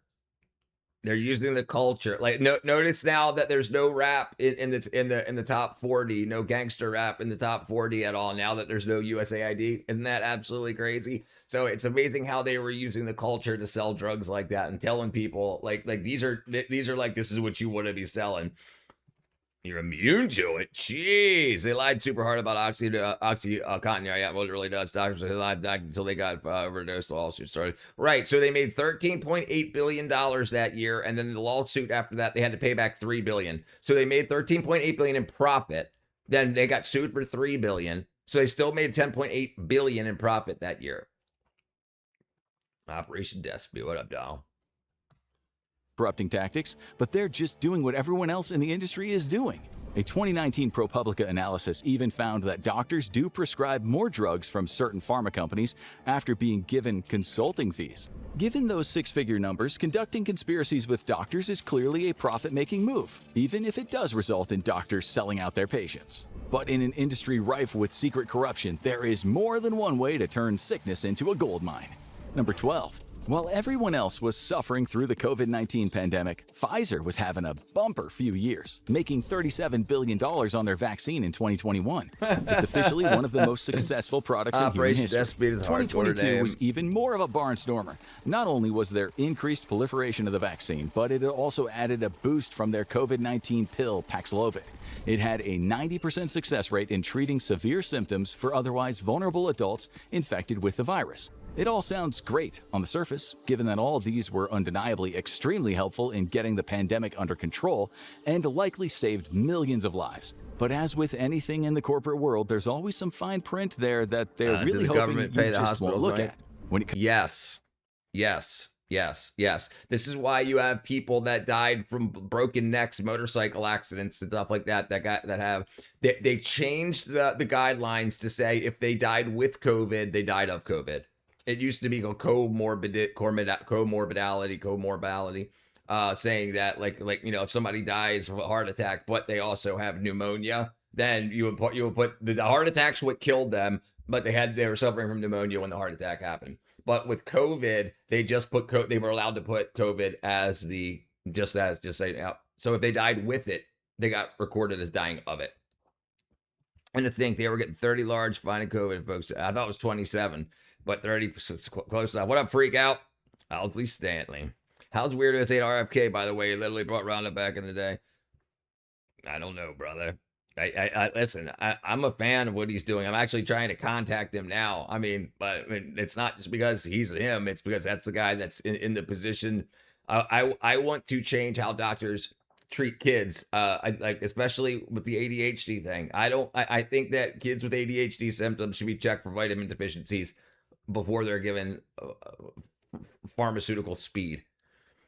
How do you feel about the Shilajit supplement? I have never really looked into Shilajit. I've known a couple of people to take it. They said it was for testosterone and stuff like that. But my first couple of minutes of searching into it, I can't see how it works totally. So it might be. I don't know. So I really don't know. I don't know. I got to do my research. I got to do my due diligence. And plus, all the shell corporations, they'd open up, dodge some lawsuits. The shell company would take the lawsuit, shut down, pay. Right. So that's why Johnson & Johnson or whoever it was took Tylenol Tylenol. Is that what it was? Damn it. Was it Johnson & Johnson? Maybe it was Tylenol who took their, who was it? They took a pill like Tylenol and they put it all, they made a separate company. So if people started suing Tylenol for autism issues, it wouldn't affect the main pharmaceutical company. What happened to Steve? Hospitals are not your friend. Get out. Right. Listen, I honestly believe that most things are vitamin or mineral deficiencies that lead us, or parasitic infection that lead us into the hospitals. Like if nobody is eating properly, nobody is. They put a bunch of wackadoo things in our food and start looking up the ingredients in your food and then checking it with vitamin absorption. And you can see that a lot of the stuff that's in our food hinders vitamin and mineral absorption. So you're eating it and it's just turning into poop. So it might not, the food might not be that bad for you, but what's the side effect? The side effect is your intestines for a certain period of time can't absorb the proper amount of vitamins and minerals. And it's wackadoo. Trump just signed the law, which makes it impossible for anybody to sue. No. That's not true. That's not true. That's not true. That's not true. I looked into that. People can still sue. People can still sue. Companies can't sue. Right? Hold on. Let's double check. Can people still sue for Roundup injuries? Yes, people still file lawsuits for Roundup injuries, but it restricts future legislation. There's anti-Trump propaganda that say things to say that they're doing what. So they're changing how it can be done. Like, it'll have to be class action. You can't have 1 billion people sue individually for $1 billion each. But if there's a $20 billion class action suit, the 1 billion people can join it. Supreme Court violated that Roundup shield from state level failure to war laws. Right. So they only can't be sued at the state level for failure to warn. So you can't sue saying you didn't warn me of this, but you can still sue for the injury. Yeah, propaganda's weird, dude. Isn't it such a dark joke with Roundup immunity lawsuits under the guy that fought him? Well, that's what I'm saying. It's you can still sue him. Absolutely. You just can't sue for failure to warn. That was Purdue Pharma-Sackler owned Purdue's Oxycontin, right? Yep. Trumpy Wumpy, Digga, he just made everybody mad. He's all right. Freak out those. Obama took the VP of Monsanto and made him head of the FDA. Yep. Lesser evil, but a mile. Another POS, patches of fentanyl, live operations doesn't work, really hurts. Jeez, live operations through the ribs. How the hell do we even elect a guy named Bamba Barack's door the sad words rubbing in your face? Hey, no problem, freak out. Yeah, it's listen, I'm anti the news. Like left and right, they're all full of crap. They're all full of crap. It's really important that we check our work. It's very important that we check our work. Too bad people can't sue for COVID vaccine injury. Yeah, listen, So what I really hope, this is why they wanted to get it into children at 2 years of age. If the government passed the law or allowed the vaccine to be used in children as young as 2, there was something opened up. I think it was during the Reagan administration that said we need to find more vaccines to save more lives. But the pharmaceutical industry was like, but while we do this, people might get hurt. While we're testing it. And they're like, okay, well, if it looks like it's okay, then you're shielded from prosecution, shielded from lawsuits. And that's crazy. That was a scandemic. Yep. News made wasting attention. That's right. It's exactly what it is. It's just another TV show about sex and violence and politics. That's it. That's all it is. It's a television show. It's not the form of information. It's a show. It's opinion pieces. Safe and effective, my ass. The brown shirts come around the door to door. No needle will go in my arm. The chocolate starfish. What up, Space Cow? Barrel from the pharmaceutical agency sued in 1982,000 allegations. That's Cutter Biologicals and probably sold blood clotting medications factor from contaminated with HIV. True story. True story. How did they do that? How did they accidentally mix the HIV in? They were trying to create more customers.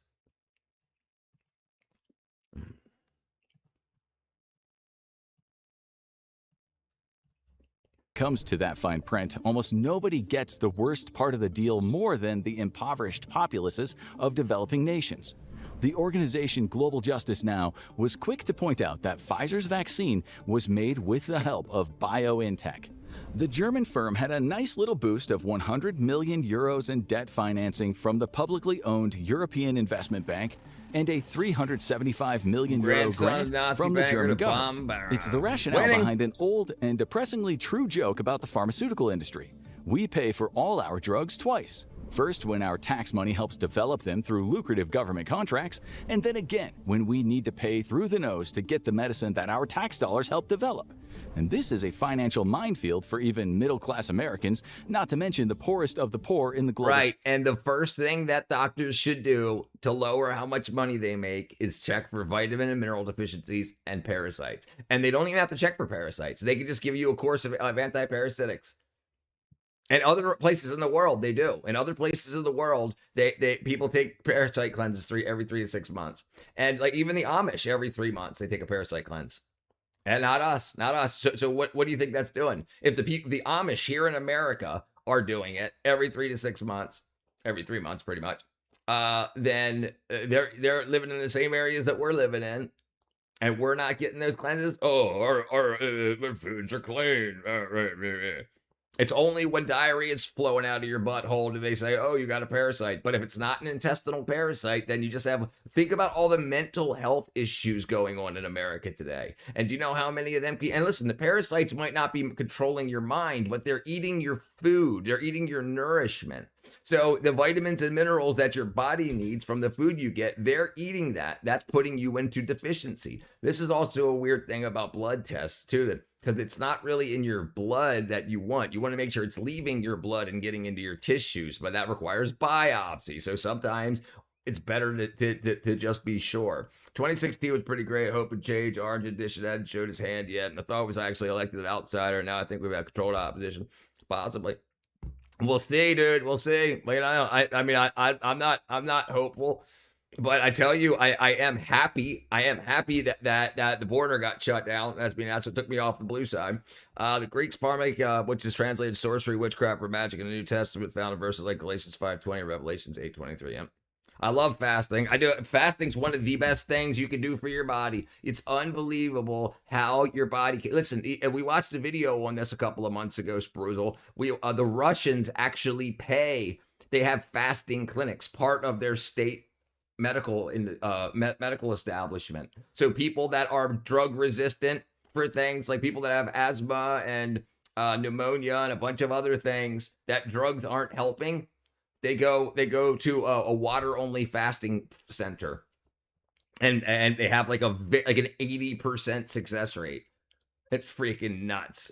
Those who doubt me, Jesus Christ, Lord, be careful. Some people will say, but fasting is an awesome way to cleanse your body. Not just that, it also puts your body into a healing mode. A lot of the toxins that are built up in your fat will just slowly leach out of your fat and can keep you less than healthy.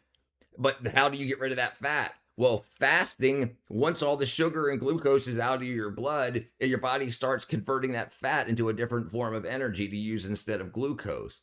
And then so it burns through it very quick. So this is why there's an endorphin release. There's a euphoric feeling when you're fasting. It's usually after the second day of just water.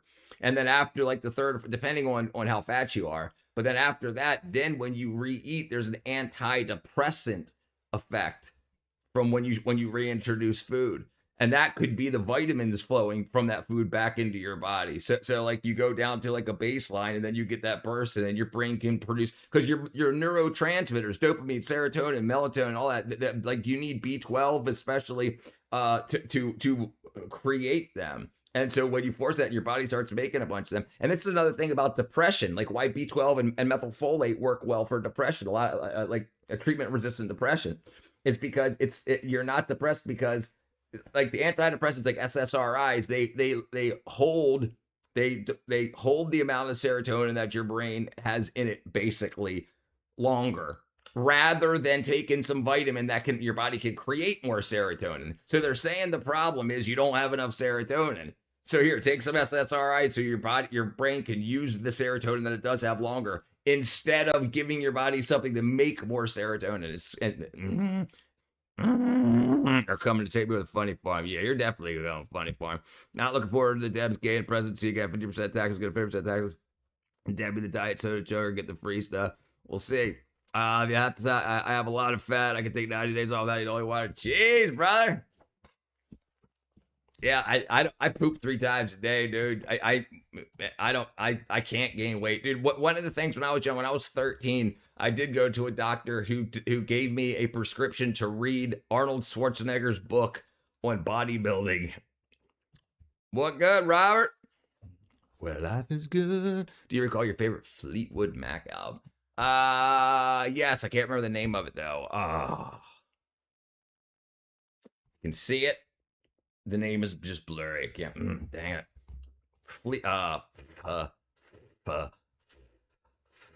No, I can't remember the name of it. South. A representative of Global Justice Now put it best when he said the development of mRNA vaccines should have revolutionized the global COVID response. But we've let Pfizer withhold this essential medical information from much of the world, all while ripping off public health systems with an eye-watering markup. AstraZeneca provided its vaccine for considerably cheaper, and Moderna, to its credit, said it wouldn't enforce patent protection on its own vaccine. That meant people in disadvantaged areas could produce a cheaper generic version to meet the needs of their patients. Pfizer didn't do anything like that, because why would it? Now, when there's so much money on the table for them to just vacuum up. It's pandemic profiteering in its most blatant form, agreeing to help save someone from a burning building, but only if they agree to turn out their pockets too. We saw some even more blatant takes on this throughout the COVID-19 crisis. There were incidents where big pharma companies explicitly kept the profits of prepaid vaccines that were later canceled. It's the kind of shamelessness that you only cultivate when you are rich and connected enough to know that you're not ever gonna face any meaningful consequences. The worst part of this particular profit before patient conspiracy is that it's not even the only time Pfizer's done this, and for an even more horrific and deadly disease than COVID-19. They pulled the exact same shady tricks with medications for people suffering from AIDS, like the drug Rescriptor.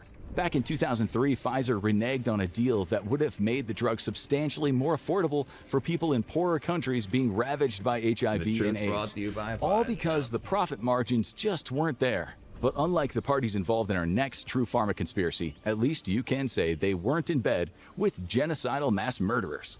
Number 11. The Tanabe Pharma Corporation is one of the most powerful pharmaceutical entities in Japan, tracing its earliest progenitors to 1678.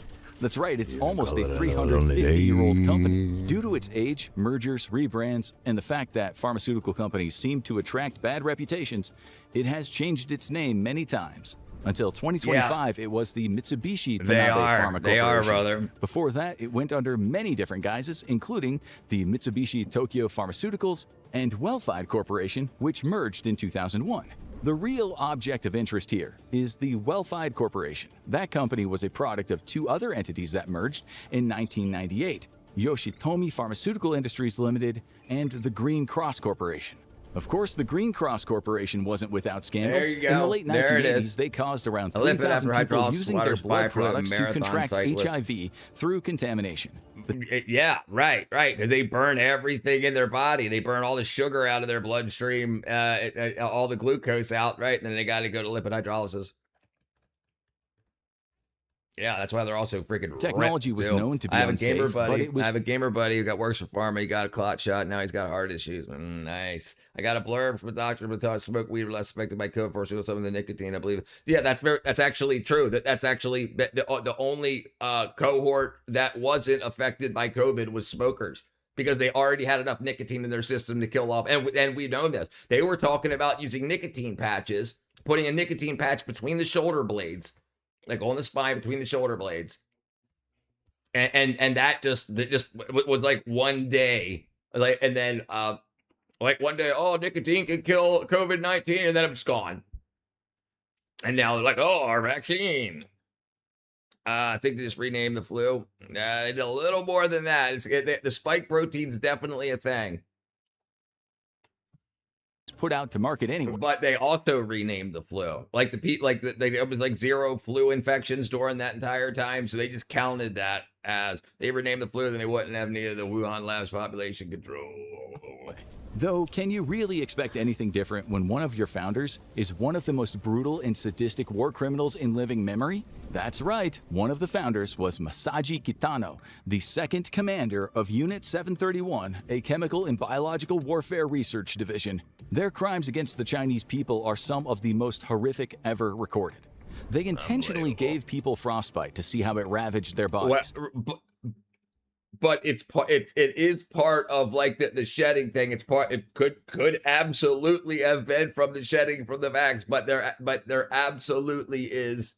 This was a designed and developed thing, so it's not that the germ does not exist. It exists, but the problems that we've had were not from that. They were from the jab. Yeah. What up, Rodolfo? Oh, flu went bye-bye. Some guy tells me masks work, so you know what about nanoparticles? Yep. Reminded me people all over the world been smoking tobacco forever. It's religious and next. Right.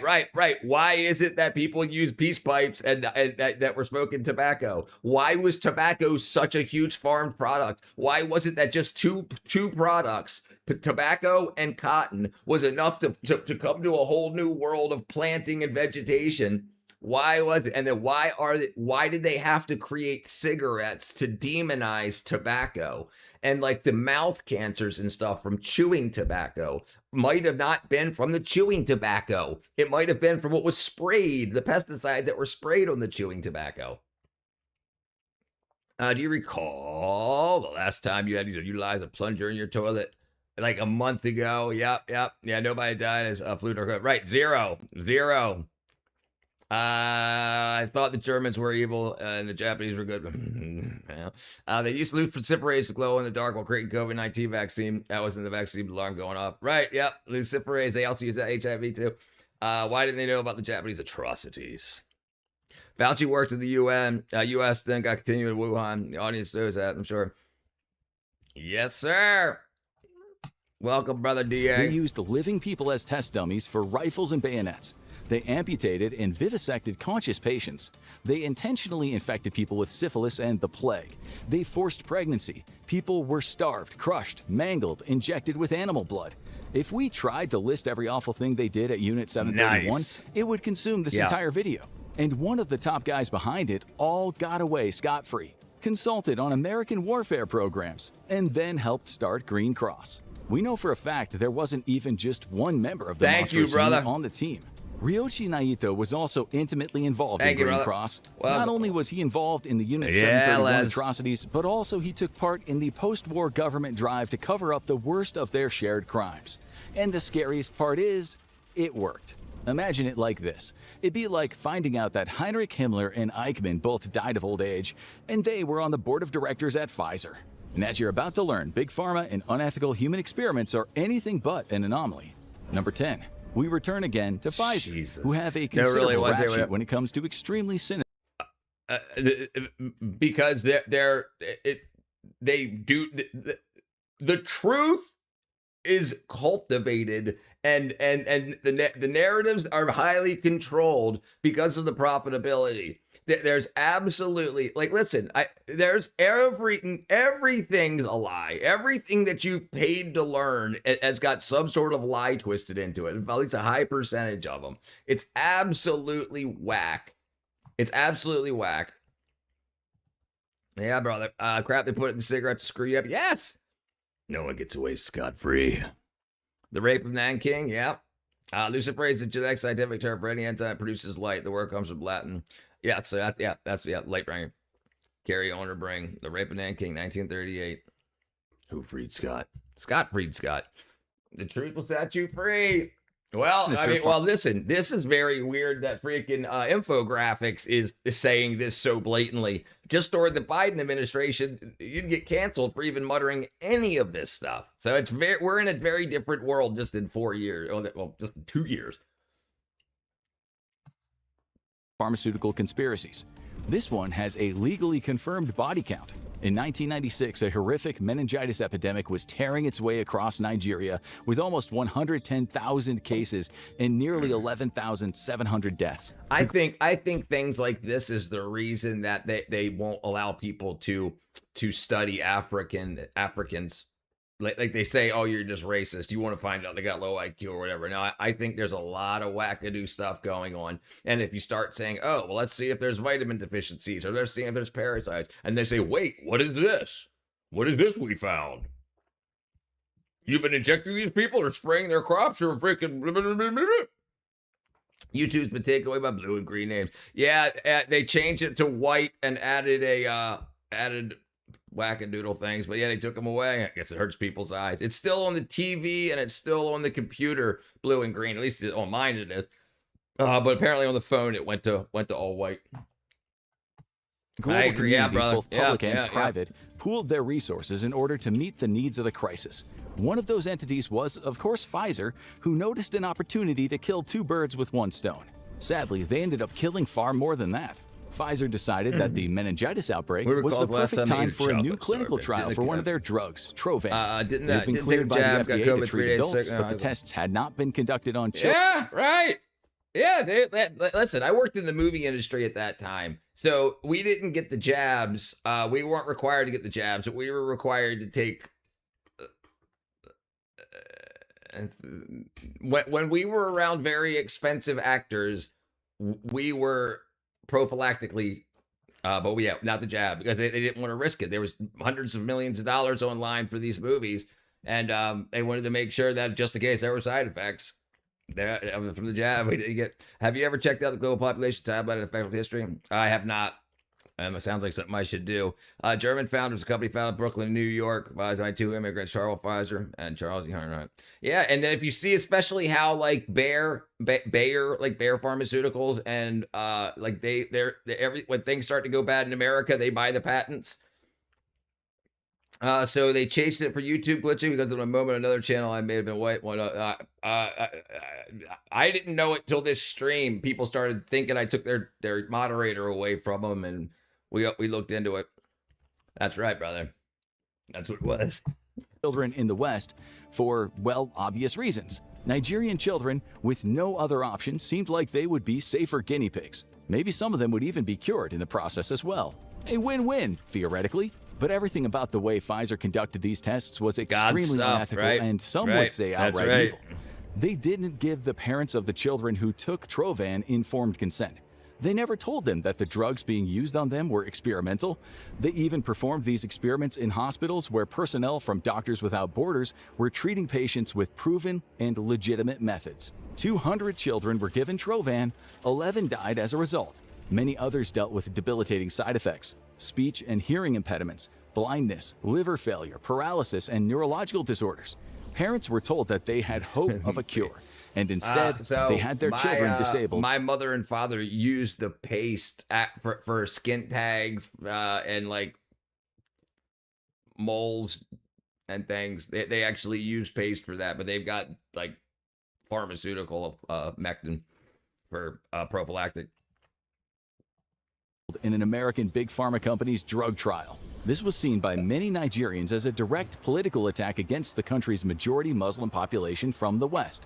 And if this horrifying incident wasn't bad enough on its own, it's left a lasting and extremely dangerous legacy of vaccine skepticism across multiple African countries. As of 2022, only 23% of people were vaccinated across the entire continent. Incidents like Pfizer's deadly trials have been huge driving forces in keeping these numbers lower than the herd immunity threshold.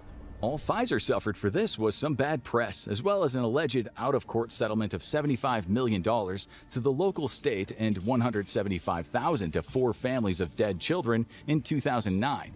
That amounts to a rounding error on their yearly profit margins. Not even. Medicine is expensive, but it's necessary. But what if one of the biggest reasons that medicine is so... If I had a penny for every time I had a penny, I'd have you a penny. ...expensive was actually it's just a big lie. Number 9. If you wanted to find a living symbol for everything that the general public despises about Big Pharma, you could not do much better than the infamous so-called Pharma Bro, Martin Shkreli. He made headlines in 2015 after acquiring the life-saving toxoplasmosis drug Daraprim with his company Turing Pharmaceuticals. He then jacked up the price from $13.50 per tablet to $750. It was one of the most shameless acts of corporate greed, even by an industry that is full of them. To rebuke Shkreli, a bunch of teenage boys in Australia made the active ingredient in the drug for a fraction of the price. Their classroom experiment produced 0.13 ounces of pyrimethamine for $20. In the US, that same quantity would cost up to $110,000. But that didn't dissuade Shkreli from continuing to represent all of his chosen industry's worst instincts. The higher costs that he was employing were necessary for innovation, he said, owing to the high costs of research and development, or R&D. That was a lie, because that's what's at the heart of this conspiracy. And Pharma companies absolutely love exaggerating the costs of R&D. They're not making any more now here. It gives them an opportunity to... Some stores down here in Georgia don't use pennies at all. They round up or down. Increase the price of their drugs on the other end. Not only is R&D much lower than they say it is, they generally spend about a third as much on R&D for each drug as they do for that same drug's marketing. According to the report, R&D Myths, the case against the drug industry's R&D scare card by pro-consumer watchdog nonprofit Public Citizen, Big Pharma actually only spends a fifth of what it claims to spend on drug R&D. A lot of this cost is actually also funded by the taxpayer. In 1995, U.S. taxpayer-funded scientists conducted at least 55% of the research projects that led to the discovery and development of the 5 top-selling drugs, as per data from the National Institute of Health. Big Pharma likes to say that it takes $2.6 billion to take a drug from the laboratory to the market, which is an insane exaggeration. It's based on an extremely flawed study by the Tufts Center for the Study of Drug Development, which has been anything but transparent about its sample size and research methods. Independent research has shown that median costs for one successful clinical trial phase are probably closer to around $19 million. It's barely a fraction of the total capitalized pipeline number that Big Pharma loves to tout and is just hoping that you will not look too closely at. Lying about your own costs to artificially inflate your prices and your profits is an absolutely reprehensible tactic. But when it gets really dangerous is when Big Pharma lies to persuade you into taking a drug that you really shouldn't be taking. Number 8. Everyone knows drugs have side effects, with the more severe ailments typically adding up to more severe potential after effects of treatment. Anyone on medication is taking an informed risk, choosing whether they would rather suffer the symptoms of their illness or face the potential risk of relieving those symptoms, at least when pharma companies are actually being honest about those risks. That's exactly what happened with Merck and Vioxx, an anti-inflammation drug. According to the Union of Concerned Scientists, Merck used flawed methodologies biased toward predetermined results to exaggerate the drug's positive effects. No, it's all symptom control. It's not issue fixing. So what's actually fixing the body? They're making things that take care of the symptoms often, and the body, like if you get sick, what do you ultimately do? You fast. If you get so sick that you can't eat and then you take some pills for symptom control, what is fixing you? Is it the fast? When you go into the hospital and you don't eat and they give you an IV and you don't eat, you're fasting the whole time you're in the hospital. They might give you some things for your symptoms and run a bunch of tests, but you're fasting. And that's, they used to be solariums where they would take you out in the sun because sunlight can do a lot of stuff, especially for things like pneumonia and stuff. Pneumonia and sunlight, you have much better resolution of pneumonia symptoms than being inside of a hospital. The room in a hospital next to the window, rather than the one next to the wall or by the door, the people next to the window get better results. Why is that? So sunlight and fasting, and that's what basically you're doing. You're sitting in the hospital waiting for your body to heal itself because they're not giving you anything to heal you. Some drugs definitely not helpful. Yeah, they don't want to heal, only treat symptoms. That's right. All right, there's only 3 things you do. Pray/meditate, fast, eat/fast, and exercise. Those are the only 3 things you do for your body. So if you're not getting the vitamins and minerals your body needs in your diet and supplementation, how do you expect them to get in your body? You're going to be deficient in stuff if you don't put it there. U.S. Mint officially struck its final 1-cent coin November 12th, 2025, 232-year run. The Treasury ended the production because it cost really force. I thought it was 8 cents. Maybe it was, yeah, okay. I thought it was 8 cents. I remember reading a thing called the 8-cent coin, the 8-cent penny. Amen, brother. Exactly the kind of secret tactics you want to see when real human lives are on the line. And pray. Right. That's what I said. Yeah, pray/meditate. You know, and like sitting in silence, communicating to yourself, to the Lord. And then when you eat, your diet or fat, the lack thereof, so the plus or minus. So and then you eat, right, or don't eat. But you can't get anything in your body if you don't put it there. You won't be a drug addict if you don't put the drugs that'll get you addicted into your body. It won't get there if you don't put it there. But also vitamins and minerals that your body needs. How everything is created inside of your body, it comes from the vitamins, minerals, and proteins you put into your body. And if you're not putting them in there, they're not going to get there. Remember, vitamins are things that your body requires but cannot make on their own. Like I said, except for vitamin D3, sunlight can convert cholesterol to vitamin D3. So that's like the only other one. But all the rest of them you have to get. You have to put them in your body. Don't forget to like and subscribe. Join the Discord. Bobadoo. Garbage in, garbage out, right? I do a lot of fasting. Might not be 100% by choice, but I do what I gotta do. I think it keeps me thinking. Yes, right. Definitely clears up the mind. Absolutely. Marijuana is great against depression and some pain. A lot of people are a big fan of that. Find it hard to meditate. Yeah, a lot of people do. A lot of people have a lot of stuff going on in their brains. Keeps me thin. Yeah, keeps me thin too. I only eat like once a day, and if I feel sick, I'll go 2 day. I'll do a 2-day fast, water fast. I contact the nearest witch to lay hands to my tongue. Hands and tongue on me when I'm sickly. Your mobile device is preventing you from meditating. Put the phone in, take a walk without it. Yeah, that's very, very difficult for a lot of people to do. They absolutely like, dude, I remember when I used to be like hardcore addicted to my phone, I would have like phantom vibrations. Like I would think I got like a text message or a notification, and I wouldn't get one. But I could have swore I felt it vibrate in my pocket. Hey, internet watcher, you there? Yeah, 428 hertz. Scott, his name handles internet watcher in the chat. He talks about that a lot. He's a big fan. What up, Stevie? Dealing with the crazy. A lot of crazies. It's really about sometimes a cordial and sweets, not very often. Yeah, I rarely do anymore. I used to eat a whole bag of Skittles, like a big bag, like a family size.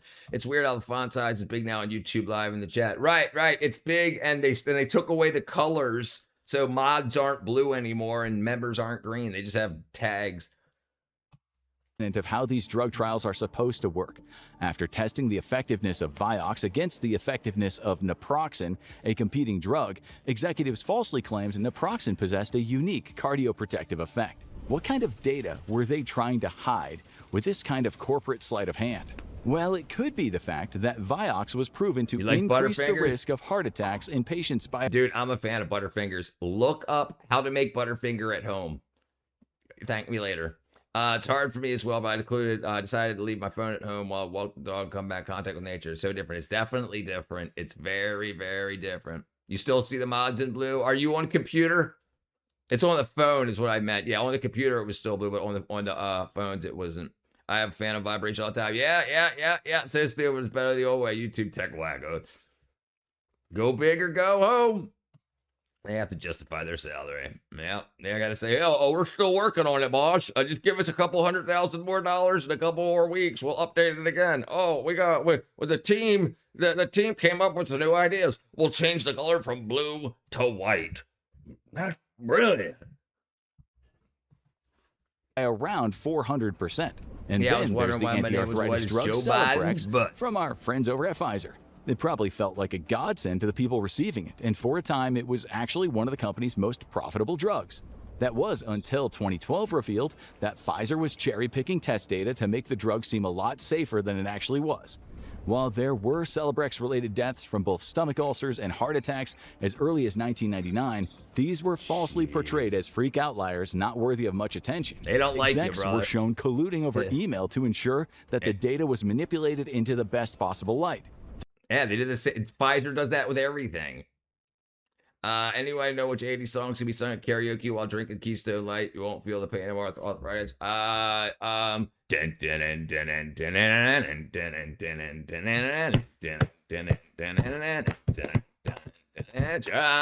the road, your hands upon the wheel. I guess that's 70s. Your future's uncertain and the end is always near. Or the other one I used to do all the time was Blister in the Sun by the Violent Femmes. That's a good 80s song. They don't like us. Yeah, they're sending... never mind. They needed to shell out more than $164 million to settle an investor class action lawsuit in the aftermath.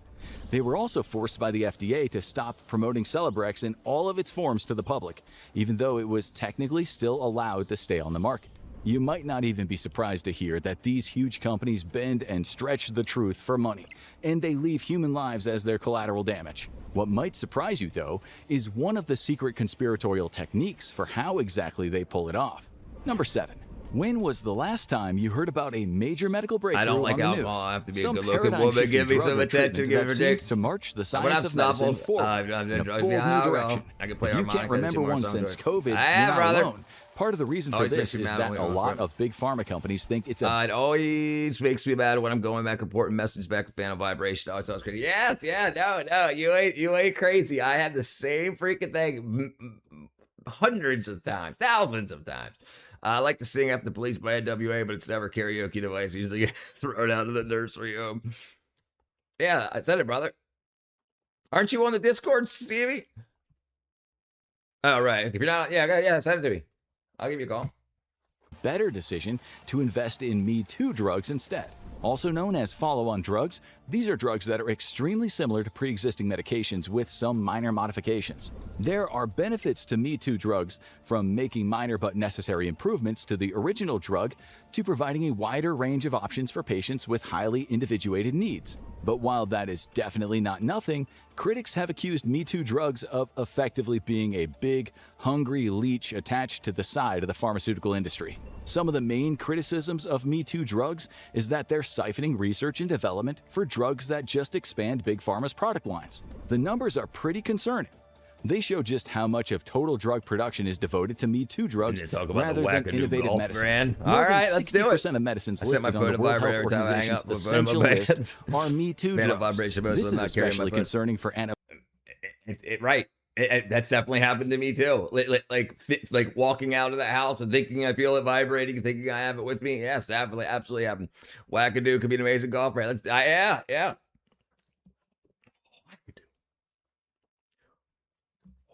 Wackadoo. Antibiotic researchers, where the threat of antibiotic-resistant infections always looms. Constant evolution is required for staying ahead of the threat. But this isn't even close to the most diabolical trick that Big Pharma likes to employ when ensuring their drugs can make maximum profit. Number 6. Patents. They're the reason why Pfizer could gouge their vaccines, and Martin Shkreli could deliver that insane price hike with Daraprim.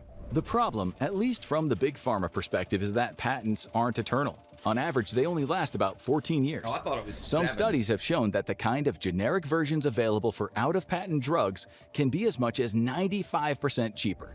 So, if Big Pharma wants to keep their prices as high as possible, they need to find a way to artificially extend their patents beyond their natural lifespan. Bastards. This devious That sound like technique a is good golf called brand there. evergreen. Yeah, no, we'll do They'll it. never look That at Big sounds Pharma good the to same me. way again after finding out about it. It is deceptively simple. The companies keep seeking new patents on shockingly minor variations of the original drug. Say they add a new ingredient, like the Me Too drugs we were discussing before. Or they roll it out in a new dosage or a new method of taking it, say like from The an... dosage thing is so crazy. Like they'll take a 10 milligram pill that they've got and then they'll say now in 7.5. And it's, I already got the idea for logo of the weapon. Do they want it? Sketch it up, brother. Let's do it. If you're into putting in some work, I'll help. Injection to an inhalant or a pill. Internally, Big Pharma likes to call this life cycle management, when a more honest nickname would be price management. Even if the patents are contested, the companies Bring don't back mind. cocaine to After go all, up. while they're throwing away money So on... one of Elon Musk's most liked tweets was when he said, next we're going to bring back cocaine with Coca-Cola. Introduce a wackadoo ball golf brand. What? legal battles, they're still able to sell their drugs at an on-patent price. Their accounting department has probably already done the cost-benefit analysis. Those legal fees are a drop in the bucket compared to what they're making while those battles are still playing out. Dr. Joel Lechtchen, a professor in the School of Health Policy and Management at York University in Toronto, has said, typically, when you evergreen something, you're not looking at any significant therapeutic advantage. You are looking at a company's economic advantage. Evergreening is an open secret. The exact kind of lawful but awful technique that hurts the poor and the sick but delights the company's shareholders. But what about the times when science works against Big Pharma's interest and they try to brush it under the rug? Yeah, Number bastards. 5. Can you even call it a conspiracy if you don't have sinister corporate forces threatening a whistleblower into silence? That's exactly what happened to Dr. John Buse when he discovered that Avandia, a diabetes drug owned by GlaxoSmithKline, was causing heart disease in patients during clinical trials. The year was 1999, and Dr. Buse was working at the University of North Carolina when he made his discovery and published his findings. This triggered an almost immediate threat of legal action from GlaxoSmithKline that would have destroyed Dr. Buse's career and ruined him financially. There would be no way that a man on a researcher's salary could ever go legally toe-to-toe with a pharmaceutical giant. The threats were so great that Buse was forced to sign a letter created by the company that discredited his findings. It said that the data was taken out of context and that further study would be needed to prove anything conclusive. But here's the thing, further study bore out exactly what Buse was saying. Avandia really was incredibly dangerous. And as a result of all this, the FDA demanded a recall of all Avandia in 2010. GlaxoSmithKline. Right. Most people don't even know that that was a thing back in like the 60s, 70s, and 80s. Yeah, AIDS was a weight loss chocolate. Unbelievable. Yeah, an interesting weekend. Good, brother. Whack-a-doodle-doo, baby. Whack-a-doodle-doo.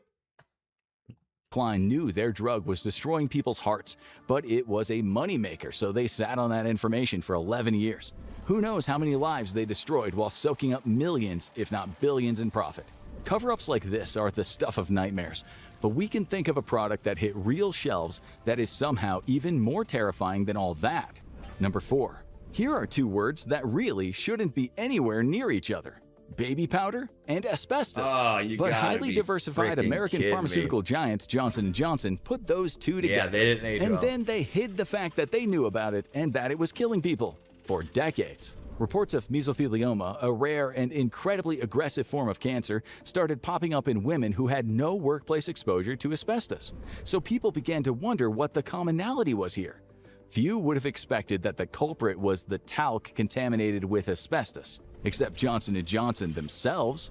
In at least 3 tests by 3 different labs from 1972 to 1975, they had found asbestos in its talc and just decided to hide the results. The human toll of this is genuinely sickening. Over 11,000 people claim that Johnson & Johnson talcum powder is behind their cancer. This includes thousands of women specifically suffering from aggressive ovarian cancer. Some of these people were likely first contaminated when they were literal babies, all thanks to Big Pharma greed. For once the legal system at least partially vindicated the victims of Big Pharma, Johnson & Johnson were ordered to pay $40 million to the people who had gotten cancer from their infected talc. To top that, you would need something truly evil. You know, like proof that an active pharmaceutical company was a part of the worst crimes of the Nazis. Bayer. Well, we got some news for you.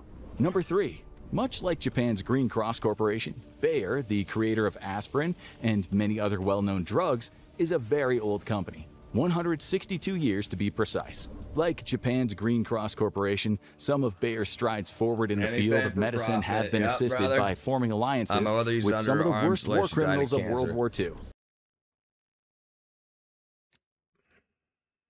Asbestos was delicious in baby food. Yeah, it made it crunchy. That's unfreaking believable. Dude, This isn't just a case of a large company simply being tacitly complicit in the Nazi regime as a result of operating in Germany at the time. Bayer, as part of the IG Farben conglomerate, actively participated in some of the worst atrocities the Nazis ever committed, all just to enrich themselves. They paid a retainer to the SS doctor Helmuth Vetter to test drugs like Rutenol on prisoners at Auschwitz, Dachau, and Gusen concentration camps. Vetter was a man so despicable that he'd later be tried and hanged for his crimes by the Americans after the war. He also had help from Eduard Wirths and Friedrich Ontres, who tested Bayer drugs on women purposefully infected by tuberculosis and diphtheria at Birkenau Cell Block 20. Reducing these innocent people to human guinea pigs was just par for the course. Their larger-scale involvement as part of IG Farben saw them overseeing Jewish slave labor at Nazi factories. Of particular interest to Bayer was the chemical factory at Auschwitz. They are everywhere. It was personally supervised by a senior... I met a guy from Detroit who's 90 years old, is a sports reporter, sports writer, hung out with all the people most of this day. Well, reckon that's with the freaking wackadoo. The new golf club. Bayer executive and likely produced chemicals for Bayer's pharmaceutical work. In 1995, the then CEO of Bayer, Helge Wiemeyer, offered a public apology for his company's role in perpetrating human experiments and slave labor during the Holocaust. This video has proven that a lot of pharmaceutical companies have deeply sinister pasts. Yeah. But they like to insist they've cleaned up their act and evicted the skeletons from their closets. These days, if they do anything bad, it's just an accident. I can imagine, lads. Kind of tired. We're all kind of tired. Right? Well, unless... Number 2. One of the most dangerous pharmaceutical companies to ever exist was the infamous Purdue Pharma, owned and run by the Sackler family. As the architects of the American opioid epidemic, they are likely responsible for more collective deaths than every serial killer in the last 200 years combined. And that's all thanks to one drug, OxyContin. It was marketed as a less addictive alternative to other painkillers on the market. But Purdue knew that wasn't true.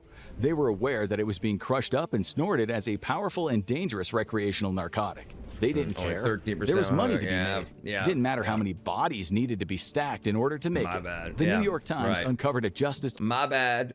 You get a 50-cent off coupon for any Bayer product for our slave labor and freaking human. Here they go. Here it is, brother. Department document that proved beyond a shadow of a doubt that Purdue knew about recreational users of Oxy as early as 1996. Purdue Pharma's general counsel, Howard R. Udell, wrote in early 1999 to another company official, quote, "We have, in fact, picked up references to abuse of our opioid products on the internet. In public, they said the absolute opposite while aggressively marketing the pills. In 2007, Purdue pleaded guilty to misbranding the drug. But by that time, the genie was already well out of the bottle. Hundreds of thousands had died as a result of the opioid epidemic. It's hard to not trace it back to this one awful, cruel, greedy conspiracy. As bad as that sounds, there is still one... Thank you, I says. Thank you for providing top-level entertainment and discussion. Thank you, my brethren. Thank you, John Gobati. I'm here to help. We're going to try to save the world. What's up, Thady, old brother? Utterly damning smoking gun. Number 1. Despite reasonably ethical concerns, it increasingly seems that biotech and gene therapy might just be the future of medicine for a huge number of diseases. It's the stuff of science fiction, but if enough R&D money was funneled into it, it might someday be possible. Humans may be completely cured of disease and illness rather than being treated symptomatically.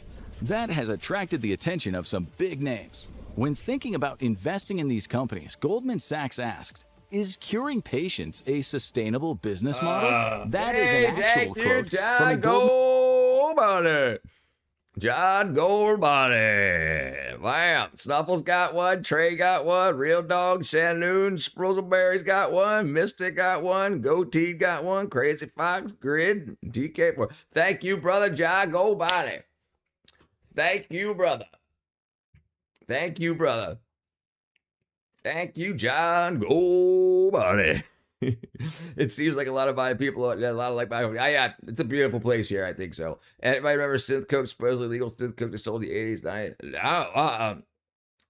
It's Lillian. Welcome back, Lillian. Shannon. I'm all tingly. Yeah, John Goldbody. John Goldbody. You can thank John.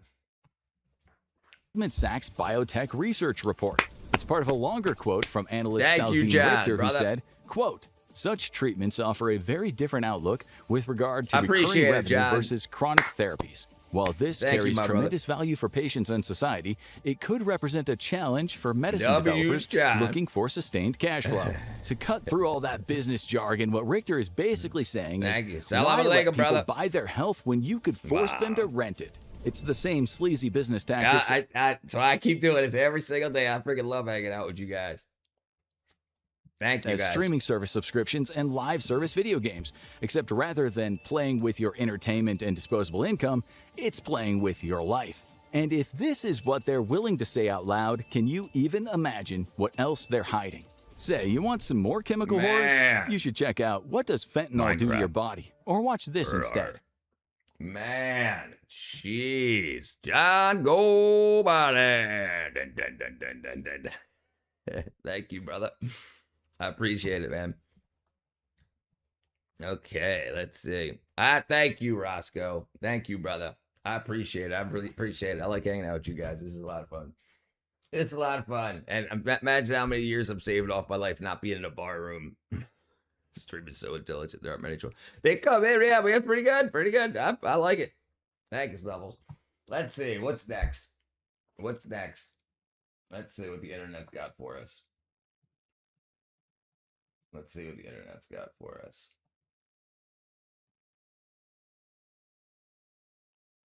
Okay. She says, "Rar." Don't forget to like, subscribe, join the Discord. You can see that. I saw that movie and I read the graphic novel. That's crazy movie. Good graphic novel too. Let's see. Uh-oh, what's happening? Million trapped in a tunnel. Oh, 12 Hollywood blockbusters secretly funded by the Pentagon. I can't remember the rest of the meme. Jurassic Osiris. What is it? Rar. Okay, let's see. AOC gets wrecked. Ivory Coast fading coca. The grift continues. Why Captain Disillusion is still the GOAT.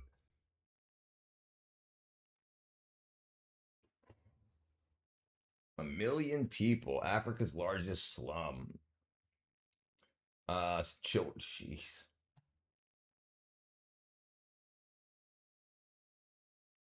Ohio. What? 6 billion pixels. Vintage cycles. 4 days in China. The world's most avocado prison. Small rickety tents. 1930s. You don't like Minecraft? I'm a fan. I like Minecraft. Okay, 93 miles an hour. Impossible physics. Nefexto, deep into the Hoojabob. Patriot says, the most horrifying.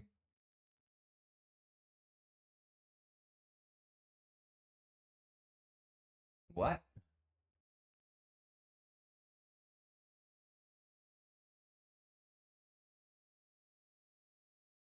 Holy crap. What's this? I guess we can't watch that. That's a little violent. It says a live streamer was killed during live stream for an unpaid debt. Wow. I'm going to pay my debts. You're just kidding. Shanun, Lilian, Congo, visit a town where everyone lives underground. What? That's an hour long. We ain't watching that. Let's see. What's under your feet? New York City. The Hong Kong cage homes. America's poorest country. How copper is made. Open weight 2.8 trillion parameters. E-bikes, Filipino tribes that live underwater. You never know what a mourner is. A mourner, a person that's mourning, a person that's going through a loss. I taped $50 to a balloon and threw it under the wind. It should be there soon. Go wait outside for it. Dude, it's freaking 10 o'clock and 10 minutes to 10. I wouldn't be able to see it. Neighborhood in Colorado was terrorized by a car honking bear. Just say Lillian. Change your name to Lillian. Lillian. Okay, let's see. The expert said it was impossible. Why goats climb on mountains. Brain rot.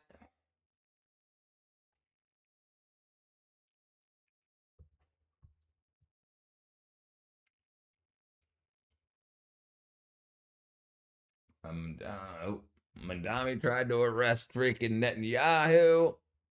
It's like nooner, but sooner. Oh, it's your mums. What's up, Wolf? What you got? You got more subs? What happened if life been mud skippers?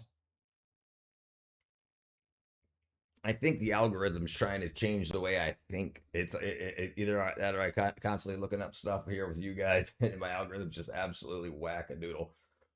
State of worst rated resort.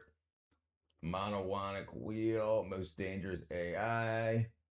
Oregon, New Delhi. What happened to the astronaut that was lost in space for 311 days?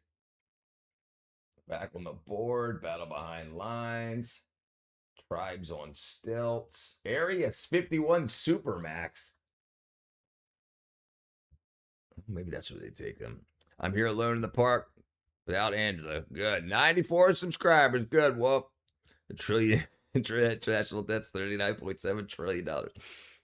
Yep. What up? Okay, let's see. Iran goes dark. Mile sky, high skyscraper. Scale of large objects. England's poorest town. Why you can't smell yourself. River towns, Tom Armand, Democrats panicking. What it's like being inside of an iron lung. Whole bunch of people got gifted, bruh. Let's see. He comes out of the closet. Japan's prisons.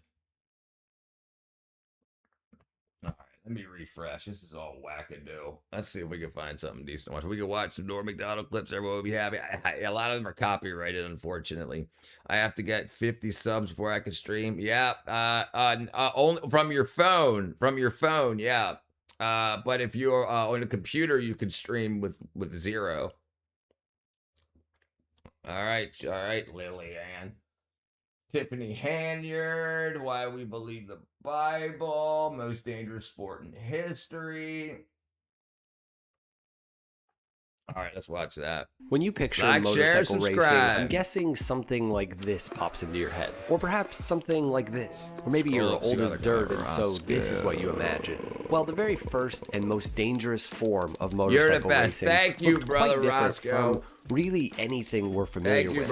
It didn't take place on pavement or even dirt. Rather, the tracks were made of steeply banked wood and lots of it. The motorcycles, well, they were specially designed, high-speed but spindly two-wheeled monsters with no brakes. Like it could hurt. It came and went so fast and so long ago that it's all but forgotten and pretty much entirely foreign to us modern riders. But why? Where did this odd form of racing come from? And why did it all just disappear? Crazy, well, that's what we're looking at in this video. The full story, the characters, the machines, and the sheer madness behind one of America's oldest and perhaps craziest automotive pastimes, board track racing, or as it's often referred to, the murder drum. They do flat motorcycle racing here in Milwaukee, banked wood track. They put a sticky Dr. Pepper on it. Really? I know about the wood tracks. I didn't know they put Dr. Pepper on it. That's a good idea. A giant book. This is an incredible work on the history of board track racing by Don Emdy, the great Daytona winner and now writer. I've got a link in the description if you want to check it out and learn more. Though quite large and quite thorough, it's also very readable, which I really appreciate as a complete... You still got a wood track there? I think we got a wood track in Georgia. Wooden racetracks still around USA. Wooden racetracks.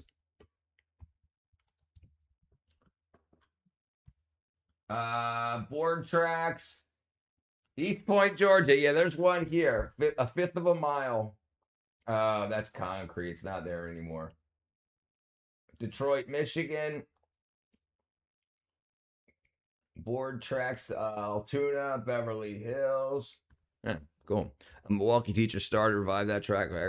I finished eating a tri-tip steak sandwich at a local steak shop place from 1 to 10. It was a 10. Dum-dum.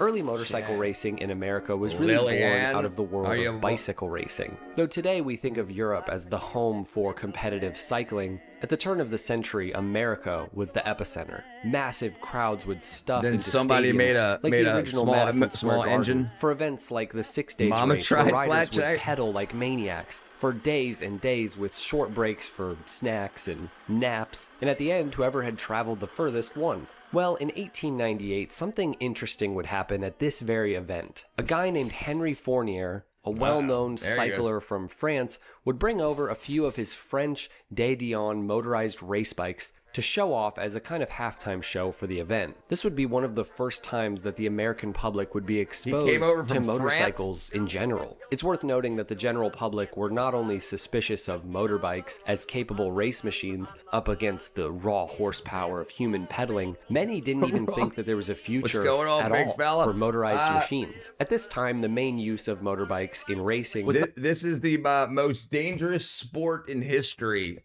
Motorized bicycles, I guess you'd call them motorcycles, without brakes on wooden tracks. Not actually for racing themselves, but rather for motor pacing. Okay, let me explain this. Look up so bicycle racers have figured out that if a motorcycle, often with a rider sitting upright, well, if they rode directly in front of them, they could sit in their slipstream and thus go significantly faster. I'm going to be brutally honest with you guys. I've been studying motorcycle history for years now, and I've even seen these photos, but I had no idea what the heck was going on here. Do you ever see something? Hold on, Leo Major. I think I know who that is. No, hold on. Leo Major. Vietnam? Hold on. Damn it. Sounds familiar.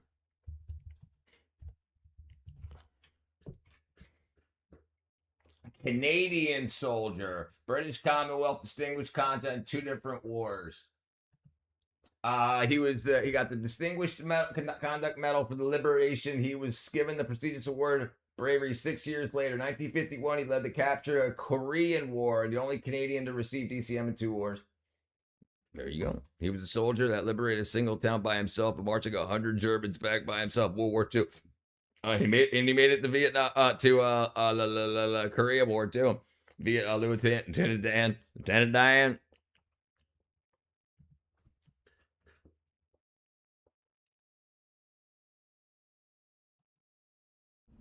Who was the one-eyed ghost of World War II? Professor Poutine here. Time for Mysteries Histories. Leo Major of the Regiment de la Chaudière of the Canadian Army is arguably one of the most extraordinary soldiers in World War II. The Georgia one, too. It used to be wooden, but now it's polished concrete. He turned down a lot of the medals because of people's handling from him. He figured they weren't qualified German half-track and its crew and all of its documents and forces them to drive back towards Allied lines. On the way, they come under fire from British artillery. He stands up on the hood of the half-track and waves them off so they stop firing and then hands over the half-track and his prisoners to the Canadian Army. He later remarks he's glad he ran into the British artillery since they didn't know how to aim. A few days later, scouting, he runs into a group of Waffen-SS, gets into a firefight, kills 4 of them, but one of them throws a phosphorus grenade that burns out his left eye. Now, he could have gone home at that point, but instead he opts to wear an eye patch for the rest of the war, which he says makes him look like a pirate, and argues, I only need one eye in order to be able to aim my rifle. October 1944, the Battle of the Scheldt. He's scouting in the middle of the night and runs into a garrison of sleeping German troops. He points his gun in the face of a German officer and takes them all prisoner. 3 or 4 Germans try and raise their rifles. Leo shoots 4 of them dead. They all raise their hands up, and he marches 93 prisoners by himself back to Allied lines. For this, he's supposed to get the Distinguished Conduct Medal, the second highest medal in the British Empire, but he refuses it because it was going to be given to him by Montgomery, the British commander, and Major can't stand him. February 1945, traveling in a half-track, they strike a mine. Everybody else in the vehicle is killed. Leo suffers bad burns, broken ribs, 2 broken ankles. Again, could have gone home, but instead opts to recuperate and rejoin his unit on the 13th of April, 1945, just in time to attack the town of Zwolle in the Netherlands. Now, the Canadians don't know how many Germans are there, so their inclination is just to bomb the hell out of the town, but Leo and his friend Willie Arsenault offer to scout the town instead. On the way in, the Germans open fire and kill Willie. Well, this enrages Leo. So he grabs his friend's machine gun and his friend's bag of grenades and goes on a one-man rampage, throwing grenades and firing dual-wielding machine guns, killing and capturing Germans. When he has 8 or 10 German prisoners, he marches them back to Allied lines, refuels on ammunition and grenades, and goes back into the town. He locates and burns to the ground the Gestapo headquarters. He invades the SS headquarters and kills 4 SS officers. He goes back, capturing, killing. He does this 10 times over the course of the night, and by 4:30 in the morning, the Germans are so convinced they're under attack by a massive Canadian force, they evacuate the town, and at first light, the Canadians seize the town without firing a shot. He captured an entire town by himself. Nice. For this, he gets a Distinguished Conduct Medal again, and this time he accepts it. All that would be extraordinary enough without the fact that he then serves in the Korean War, where he earns another Distinguished Conduct Medal for things we can't even get into today. We haven't got enough time. The White Harriet Tubman. Arguably one of the most extraordinary soldiers of any country in World War II, and certainly one deserving of the nickname, the One-Eyed Ghost. Consider yourself updated.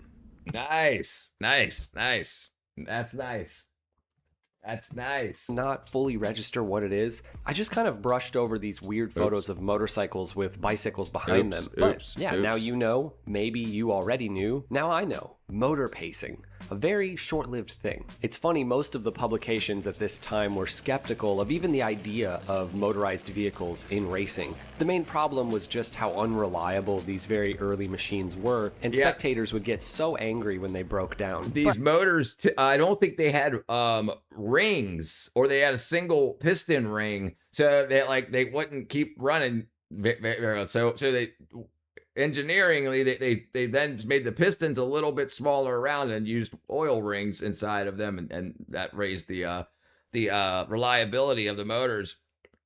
His back leg was broken. He laid up in the town, cared for by a woman in a blown up building. He couldn't walk again. Jeez, Al, guaranteed. Desmond Doss, the chick.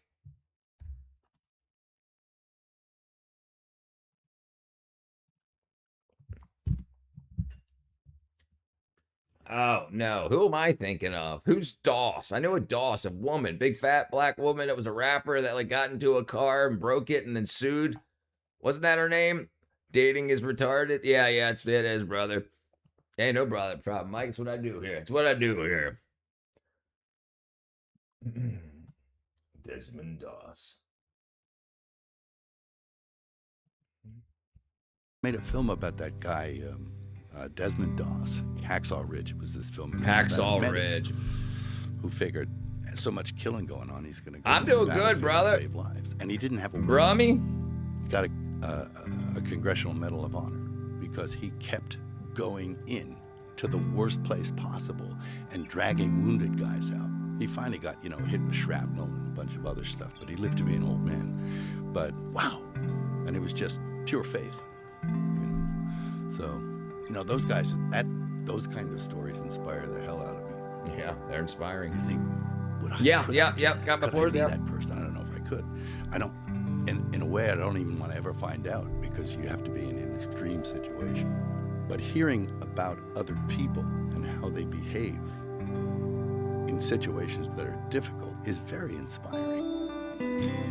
Yeah, it's pretty amazing what people will do to protect us. What up, B2B?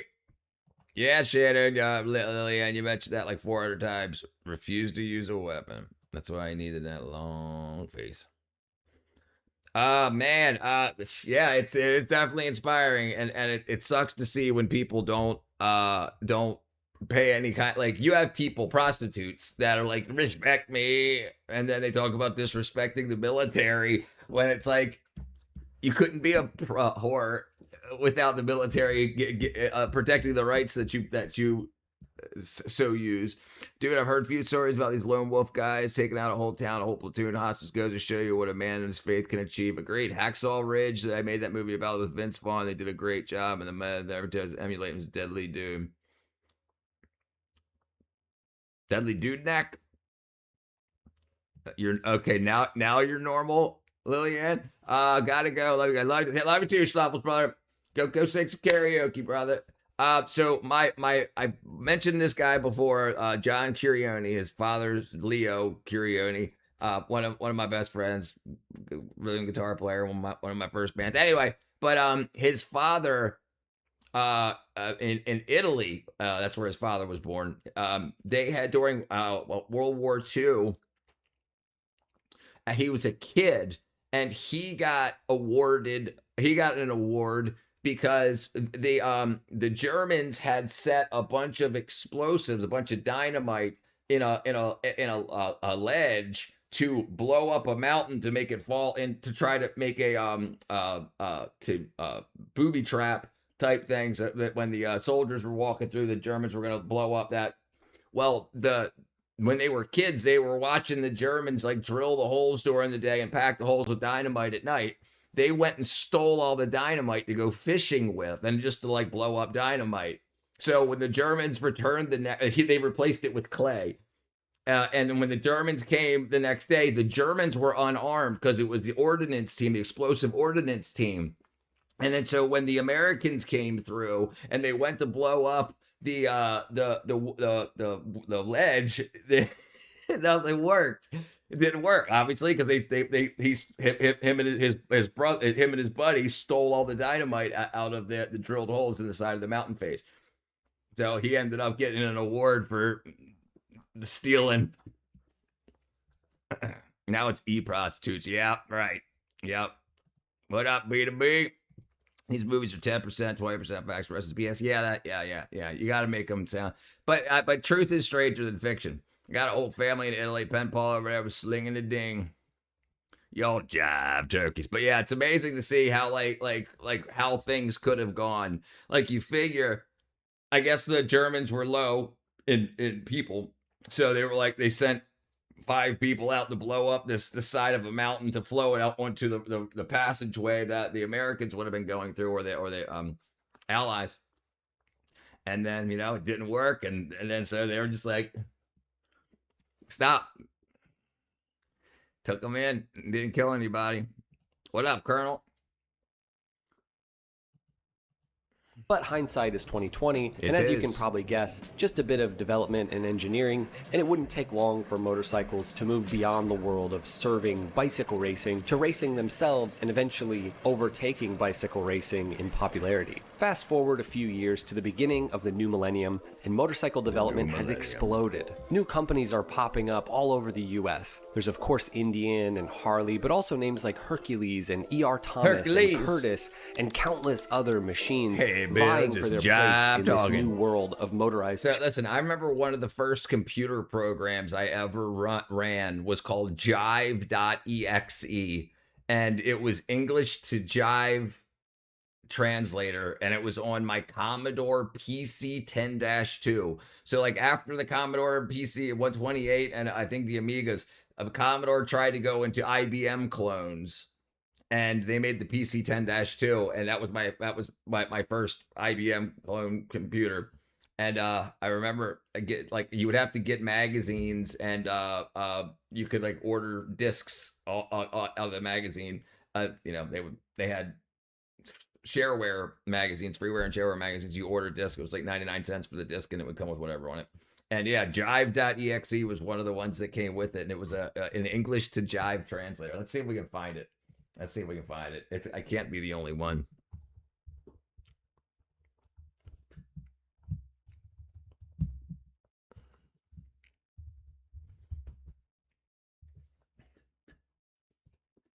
Oh, it's all DOS text, man. DOS gaming, old DOS converter, 25 kilobits inside. Jive.exe, text converter, English text to Jive slang. Yeah, boy. 1, 2, and Prince kneel before you. That's what I say now. Scrub Jays, serious Jive turkeys. Everyone's gangster till them unicycles come out. Have you ever looked up studded ice racing? Yes. I actually worked with a guy in the movie industry that did that. That he would make the tires. He would stud tires. Dr. Jekyll, Mr. Jive. I definitely saw parts of it or clips from it. Definitely. I never watched the whole movie. I definitely remember seeing clips of it though when I was a youth.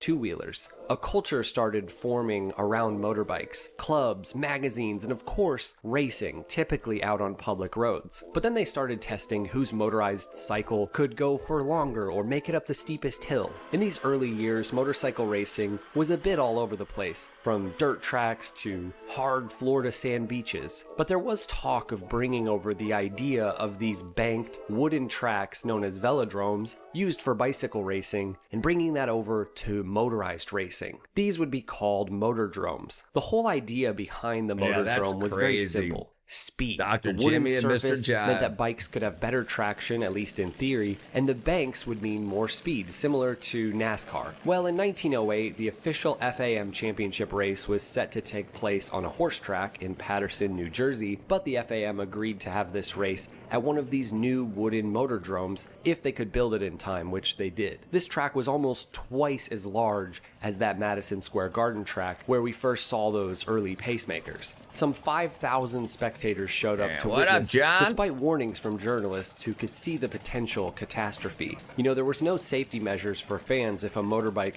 just went off the bank. Not as much of a concern with bicycles. Aside from hair-raising action, nothing bad happened that day, and it really did mark the beginning of the board track racing era as the premier form of American motorcycle racing. Okay, there's no talking about these very early years of board track racing without mentioning Jake DeRosier, the character, in Indian the company. Widely recognized as America's first motorcycle manufacturer, Indian was a company of innovation, and they would be the biggest pioneer in early racing, and especially board track racing. While the Harley brothers were trying to make a carburetor out of a dang tomato can, this guy, Carl Hedstrom, was meticulously adjusting the fuel-air ratio on his patented Hedstrom carburetor, an advanced system that might as well have been direct injection compared to the crude setups of most companies at this time. This, as well as Indian's knack for making lightweight, powerful bikes, would push them right to the front in this new motordrome racing. Enter Jake DeRosier. Remember that whole story of the French guy coming over with his motor pacers to show them off at MSG? Well, prior to that event, he ran into this kid named Jake, a bicycle racer, who begged him to let him ride the Pacer motorcycles at the Madison Square Garden event, and so he relented. Well, in that interim period, DeRosier would make a little career out of pacemaking, but at this point, the dawn of board track, he was ready for something different. Where DeRosier stood out from many of the other racers was in his sheer mad love for speed. He didn't always win in endurance races, for example, but when board track racing got going, man, he was just made for it. And when this first official FAM board track race took place, all the great racers were there, but young Jake, he was ready for the moment. Riding an experimental Indian, DeRosier totally stole the show, winning outright and making himself a whopping $30, the equivalent of about $1,000 today. Indian, or Hendy as it was known at this time, hired DeRosier on the spot, making him the first ever paid factory rider. While the East Coast was really the epicenter of this new kind of motorcycle racing, the West was having its own resurgence, particularly in LA.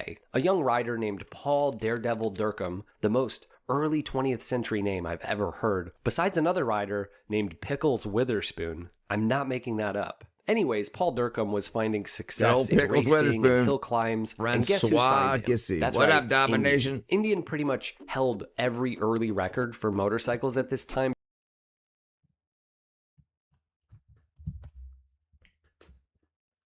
No, that's not it. I was about to say, who the hell is that? Rocket bike, 333 mile an hour. Jeez.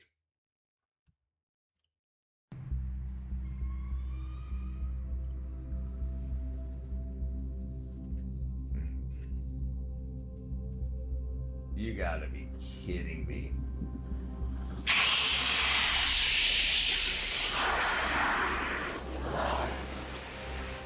Yeah, that's freaking fast.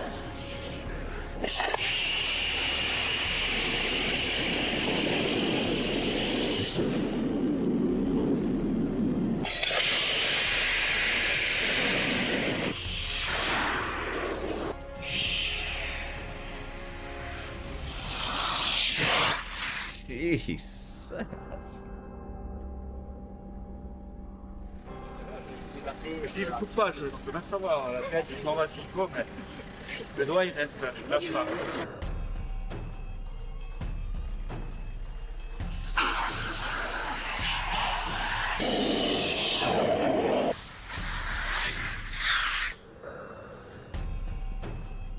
Why does he have foot? Why do I was thinking the same thing. His feet were all just like flopping around, right? Why wouldn't you just put? Maybe they wanted to keep the weight as absolute low as possible. Maybe he's gonna fall off one day. Yeah, me too. I love people that listen. This is why things go, this is why technology gets advanced. Like when they were talking earlier about when motorcycles were first becoming a thing, and then you had people that wanted to make them go as fast as possible or up a hill as fast as possible. You had to start developing it and saying, how do I change the geometry or the shape or the stroke of this cylinder in order to get more power to get up the hill, to make, and whatnot. And like these people who move it forward. And this is why I really dislike communism. like it takes away the reason for greatness in people. And it's the great people that we can live behind. You know, it's like you can't make everybody the same, and people need that payoff. They need something to risk for. That risk reward ratio goes away in socialism and communism, and I'm just not for it. It is a farting bicycle, Vishal. Very fast farts.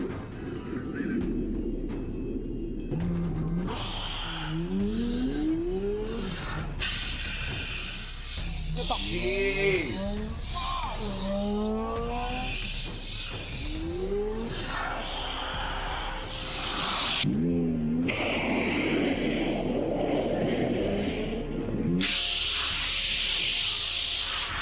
That's fast, boy.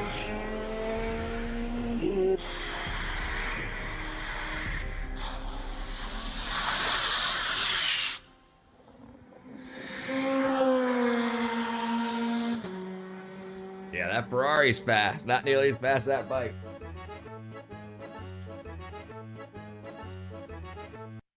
That's crazy. Crazy. Because they had the fastest bikes. Yeah, yes. Success that goes away.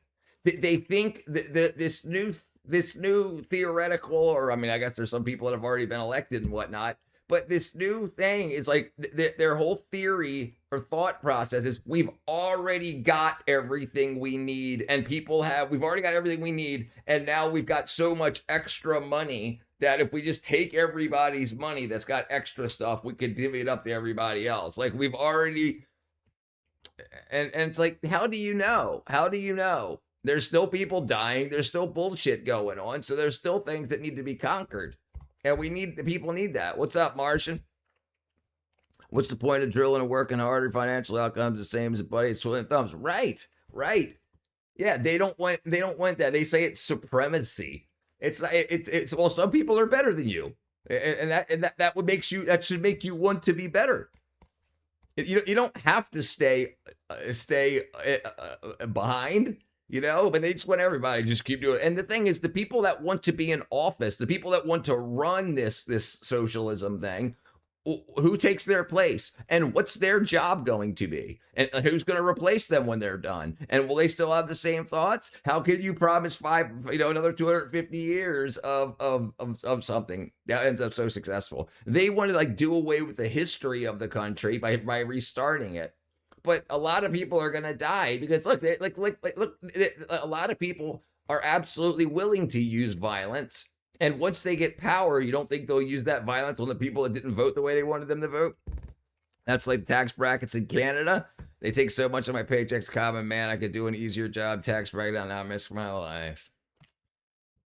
Yeah. The fastest riders. Now, there's a bit of a thread that you see everywhere in regards to who would do well in this new motordrome racing. These were young guys, often very young, and they just wanted to go really fast. Durkheim, for example, before he ever realized that he had potential in racing, he would sleep in an extra 30 minutes before work when he was commuting on his motorcycle because so he could get there 30 minutes faster. Despite getting most of the leftover factory stuff from Indian, Daredevil Durkheim actually took some of Jake DeRosier's records, and yes, you can guess it, a rivalry was brewing. Only made more intense when Durkheim switched from Indian to Thor, which didn't really work out for him, and also Durkheim's brother would die shortly after this in a race, and in general, despite his love for speed, Durkheim was very suspicious of just how dangerous board track racing was versus flat track. Still, the sport moved forward, and a whole group of teenagers on the West Coast started to move up the ranks as racers. Yes, no, I remember. I remember. I was like, I just couldn't. I remember you said you got crushed. Yeah, I remember your video. I remember your brother. That's a good motorcycle journalist. Yeah, he seems pretty good. Seems pretty good at his job. Yeah, no, brother, like I remember it. duke it out on the new wooden banked tracks. I mean, look at these kids. These are literally kids. Their prefrontal cortex wasn't even close to being developed enough to understand what the heck they were doing. But it was an exciting time. The sport of board track racing really took off across the US, especially when Jack Prince left the East Coast and headed to LA. Good. Yeah. So yeah, dig it. I finished up today. I actually I went up today. I finished up the flooring. I finished up everything else. The flooring here, but my neighbor's house that I was working on, I ripped everything out of the closet that she had. Their husband and wife carpet and ripped all the walls out, all the drywall out, put in drywall, spackle painted. I put in the luxury laminate, and then trim around the door. Everything's so tomorrow I got to caulk a little bit, and then about 5 minutes of caulking and 7 seconds of painting, and then I'll be done. Build a brand new Motordrome with 8,000 seats for spectators. This new stadium would house the first ever East vs. West Coast competition, Jake DeRosier and Fred Hike racing for Indian and finally facing off against Durkham on what was now his Redding Standard V-twin. Though DeRosier broke all of his records in the first few races, Durkham was just a few seconds behind, and finally the two faced off on the last day of races. DeRosier got a head start, but Durkham was on his tail the entire race and eventually passed him. It looked like he was going to win as the two riders plummeted across the track at 75 miles per hour, but his Redding Standard motorcycle wasn't getting oil and didn't have as advanced a system, and so his bike slowed, handing the win to DeRosier. The local fans knew, though, that on the right bike, this Durkham kid could be just as fast as DeRosier, the undeniable fastest rider in the world. But over the next few years, DeRosier would just continue to cement his status. He was virtually untouchable on his Indian twin. A great article in the Los Angeles Times referred to DeRosier as man of many accidents, still rides as champion. When I was a kid, the movie to see was any given Sunday. Yeah, that was a good one. All right, brother. Have a good night. You're right. You can save money in your life by staying away from bars. Plus, I don't want a DUI. Thank you. Yes, right. Yeah. Listen, it's risk reward, right? So the thing is, going out doing the same thing I would be doing in a bar, right? Talking, shooting shit, and freaking whatever. I'm doing the same thing here, and at least I'm producing something, creating something. Right, so that eventually, when I got some time, I could then go through all of this footage and then make some shorts and stuff out of it. Once I have a little bit more time, but yeah, at least I'm hanging out with you guys and stuff rather than just same old assholes at the bar. Thank you, Snuffles. Have a good night, Mike. Cheers, brother. DeRosier really epitomized the spirit of board track racing, a kind of fearlessness. I think we can't even comprehend just how ballsy you have to be to race these kinds of powerful brakeless motorcycles at these speeds. I'm not exaggerating when I say that. There are hundreds of great stories like this through the early years of board track racing that helped the sport grow like crazy. Companies like Thor and Merkel and Excelsior and many others pushed Indian to keep making faster, lighter weight bikes. Now, you might be wondering where Harley was in all of this. Well, Harley's official stance on board track racing was one of disapproval. They thought that it was too dangerous, or at least that's what Harley said. Yeah, they would enter board track racing with factory-backed teams in the later years of the sport, and they would dominate, but the heyday of board track racing was waning at that point. The writing was really on the wall pretty early. There are many valid reasons that board track racing would decline rapidly. Various racing sanctions battling over turf, the sheer task of maintaining these wooden tracks with no weather protection for the wood because weather protection hadn't really been invented yet. But more than anything, no matter what safety measures were added, there was no getting around the simple fact that as these race bikes got faster and faster, approaching 100 miles per hour on these steep wooden tracks, the danger for both rider and spectators rose. It was only a matter of time before disaster struck, and in 1912, that's exactly what would happen. First, in March, a dramatic, highly publicized, near-fatal crash would put an end to DeRosier's career, but the worst thing was still coming. The real turning point for the sport occurred on September 8th, the Newark Motordrome in New Jersey. A star rider named Eddie Hasha lost control of his Indian motorcycle at nearly 90 miles per hour, causing the bike to shoot up the steep 45-degree bank and ride right along the top rail where the crowd was leaning over. Hasha was killed instantly, and also fellow rider Johnny Albright was killed, but his pilotless motorcycle plowed directly into the grandstands, killing 6 spectators, including 5 young boys in the crowd, and also severely injuring dozens of people. This I'm always hyper-vigilant.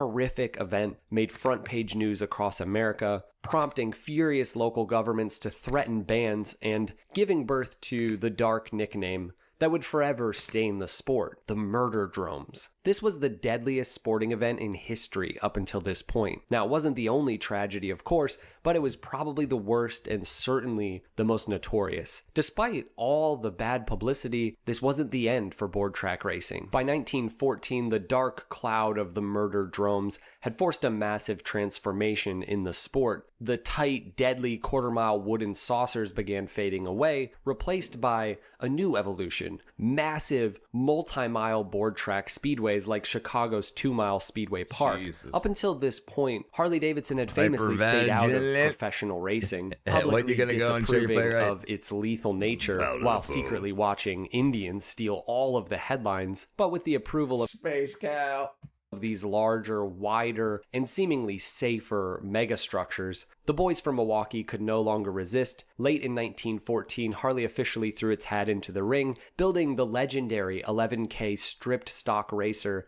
and hiring engineering genius William Ottaway to run their first factory team. The timing was perfect for Harley. Just as Indian was stumbling from internal corporate shakeups, Harley unleashed a roster of fearless, corporate-backed young riders, people like Leslie Red Parkhurst and Otto Walker, who would come to be known as the Unstoppable Wrecking Crew. Harley went from nothing. Since forever. Yes, absolutely.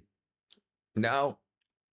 To systemically crushing the field, dominating long-distance races, and cementing their brand as a high-performance juggernaut. Of course, it was all done in the most Harley way possible. It's always kind of on Harley's terms.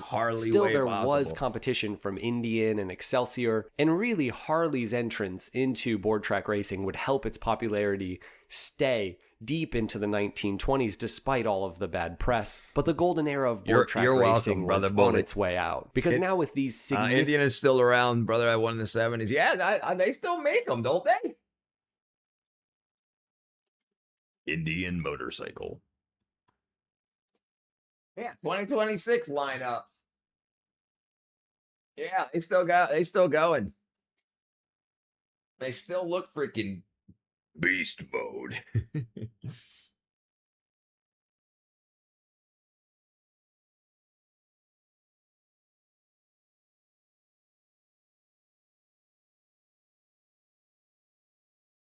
Indian 841. Yeah, nice looking bikes. I ain't driving them no more, brother. Man, I tell you what. Big one, fan 41. Jordan Artsy's live, baby. Significantly larger tracks, the lumbering cost of maintaining millions of feet of boards with rotting wood and board track racing would fade into the memory of those who raced these bikes and watched. These tracks, they were pretty much slaughterhouses. Part of the reason why is actually the machines themselves. These early board track bikes, they didn't have gearboxes or clutches or brakes. The throttles were designed to be pinned wide open at 100% power for the entire... He's the 34th best the Dominican rapper in New Brunswick, New Jersey. Yeah, that's the splinters. I guess that's just me the same thing. The splinters, yeah. He wants you to join. I ain't gonna join his Libiquita, brother. His Libiquita army. No, I'm all right. These people are mean, brother. Mean, I tell you.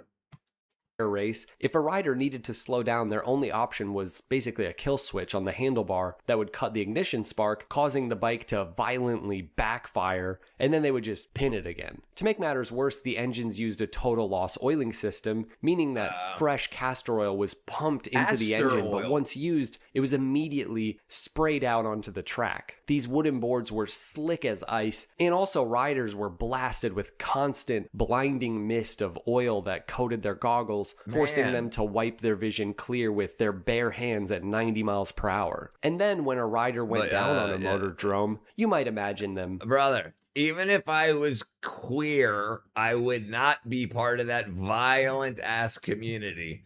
I'd be on the conservative queer side. You know, sliding across smooth, sanded wood. Nope. These tracks were built quickly from thousands of unplaned wooden 2x4s that warped and split under the baking sun and rain. Because safety gear at the time consisted of nothing more than a thin wool jersey and a leather skullcap, a crash meant that you were sliding across a giant oil-soaked cheese grater. Riders were regularly impaled by massive wooden splinters the size of railroad spikes that pierced limbs and internal organs. It was a gruesome reality that really made it so much more than a race. It was a game of literal survival. There's a long history of fatally dangerous racing promotions. You have Isle of Man, which is certainly the only long-standing examples that regulators just can't kill for some reason. But of course, also think Group B racing, the Mille Miglia race, which also had similar accidents involving spectators. But in many ways, this idea of can you imagine wrecking on having a sweater, a wool sweater, and unfinished wood? So it's not polished wood; it was unplaned wood. So just split, still rough, not like a nice smooth 2x4, still rough. It would just rip that freaking. It'd be like falling on sandpaper, worse than concrete. Performative gayness. Let's see. All right. Let's see. What are we doing? Performative gates. They just need to police their own community. When people act badly, the community leaders, whoever they are, don't call out and say that we don't accept that in our community. Instead, they tell you you're homophobic or transphobic or whatever. Yeah, that ain't cool. You got to police your own communities. More motorcycles. All right, let's check it out. The Widowmaker, the world's craziest dirt bike. Henderson. Holy crap.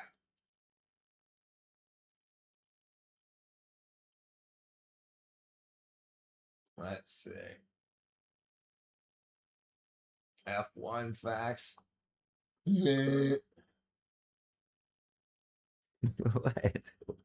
What I miss? All right, let's see. All right, let's find some freaking exciting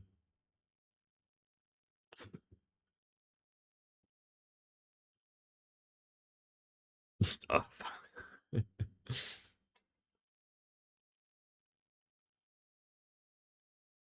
Motorcycles. History, outrage, best motorcycle gear on the market. Long time, closing fair. Is it safe? Okay, let's see. Motorcycle history. Yeah, he's definitely got some crusty undies. V8 motorcycles and drag queens.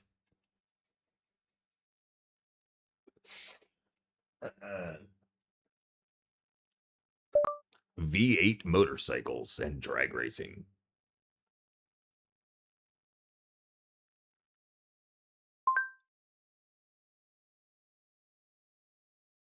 Something's going wackadoo.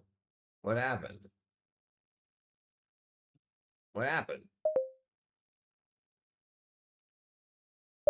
V8 motorcycles. Jeez, I'm not a Harley fan, but I like the Harley Company. This is a cool bunch, right? So I watched the Isle of Man drag race here on stream a couple of months ago, and freaking got copyrighted. Don't forget to like, subscribe, join the Discord. Tom Bombadil. All right, let's see. Most powerful. All right, most powerful.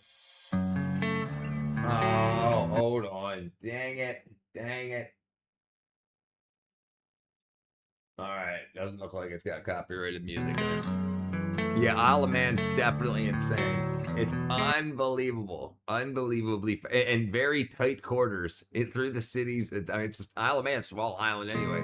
You're gonna see drag queens. Oh, this is just a freaking wackadoo. I thought they were gonna show us some stuff. There we go. There we go. Is that a V8? Yeah. That sounds like a Chevy V8 to me. What size is it? 350 crate? 427 LS7? Oh my God. Twin turboed? No, these are Pro Chargers. Yeah. What? Dude, this thing's supercharged. Yeah. Twin superchargers. Yeah, how much power does it make? 1,200. That makes more horsepower than my Corvette did. You got 300 on the back for nitrous on the back for 300 horse nitrous. A 300 shot? He's got a freaking tank of nitrous chromed on the back of his bike. Balls to the wall. That is insane. What? 1,200 horsepower? How fast have you got it up to? Got up about 150, but I'm still in first gear. What? No, you're no way. 2-speed power glide. 2-speed power glide, so first gear's 150? Turn at 4,000 RPM. Red line's at 7. Red line's at 7,000 RPM. That's huge. Now 100 mile an hour, I can still spin that tire. Jeez! No. That will Kawasaki Kalos is made thumper single cylinder. That's insane. I now know what I want for Christmas. You've put it in the way. I thought my bike was fast. No. Yeah. The H2 doesn't have nothing on this thing. Yeah. There's always somebody that's got something faster, bigger, and badder. Wow. I'll show you what the thing will do. Oh, he's got a video. Let's see. I wonder how far that tank will get you. 60 miles. 60 miles. 8-gallon tank, 8 miles to the gallon. 8 miles to the gallon. It's an 8-gallon tank. That's just tire smoke. Yeah. You're not even. Let's see, there's the guy that wanted to race me that was going to blow me away. But look at what comes next.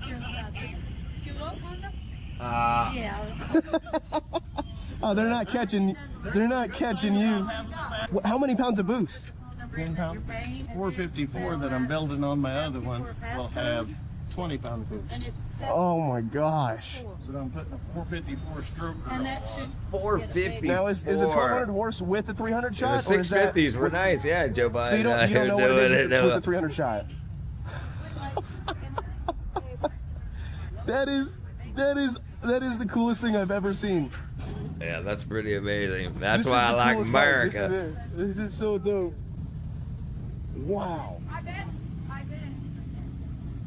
Dude, look, he's got the LED strips around the superchargers, so it lights up, and it's gonna, you can tell. There's a tire I had, or wheel I got built for my other bike sitting behind this one. What is that, a 12 and a half? 12 and a half? That's what I have on my Corvette. Like, that's ridiculous. Jesus. Putting all an alcohol tank under here. Injects alcohol into it. Yeah, dude. So, this is one of those things you work your whole life to get the stuff you want, and you know, and people think of like, oh, I gotta spend all my money when I'm in my 20s. Nah, dude, you got plenty of life left. Do what you need to do to get done what you need to get done. Then get the things you want. You don't have, you got plenty of time.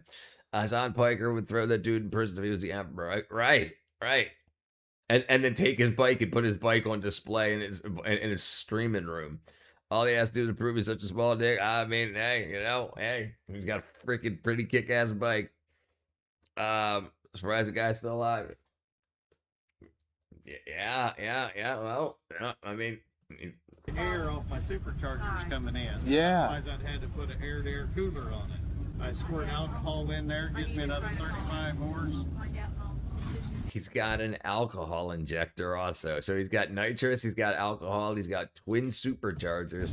Can you give me a rev? It's been raining. Just like one rev, that's all I need to live. That's all I need, man. I wonder how the H2 would handle against that. All right, man. You guys have safe. We're gonna head up to Iron Horse and have some lunch, but You just got to give me 1 rev on your way out. That's all I got to hear.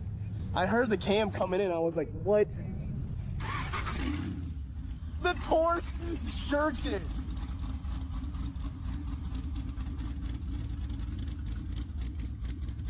He's a...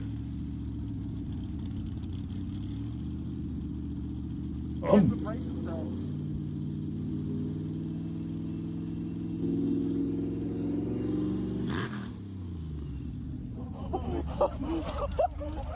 Almost threw him off the bike.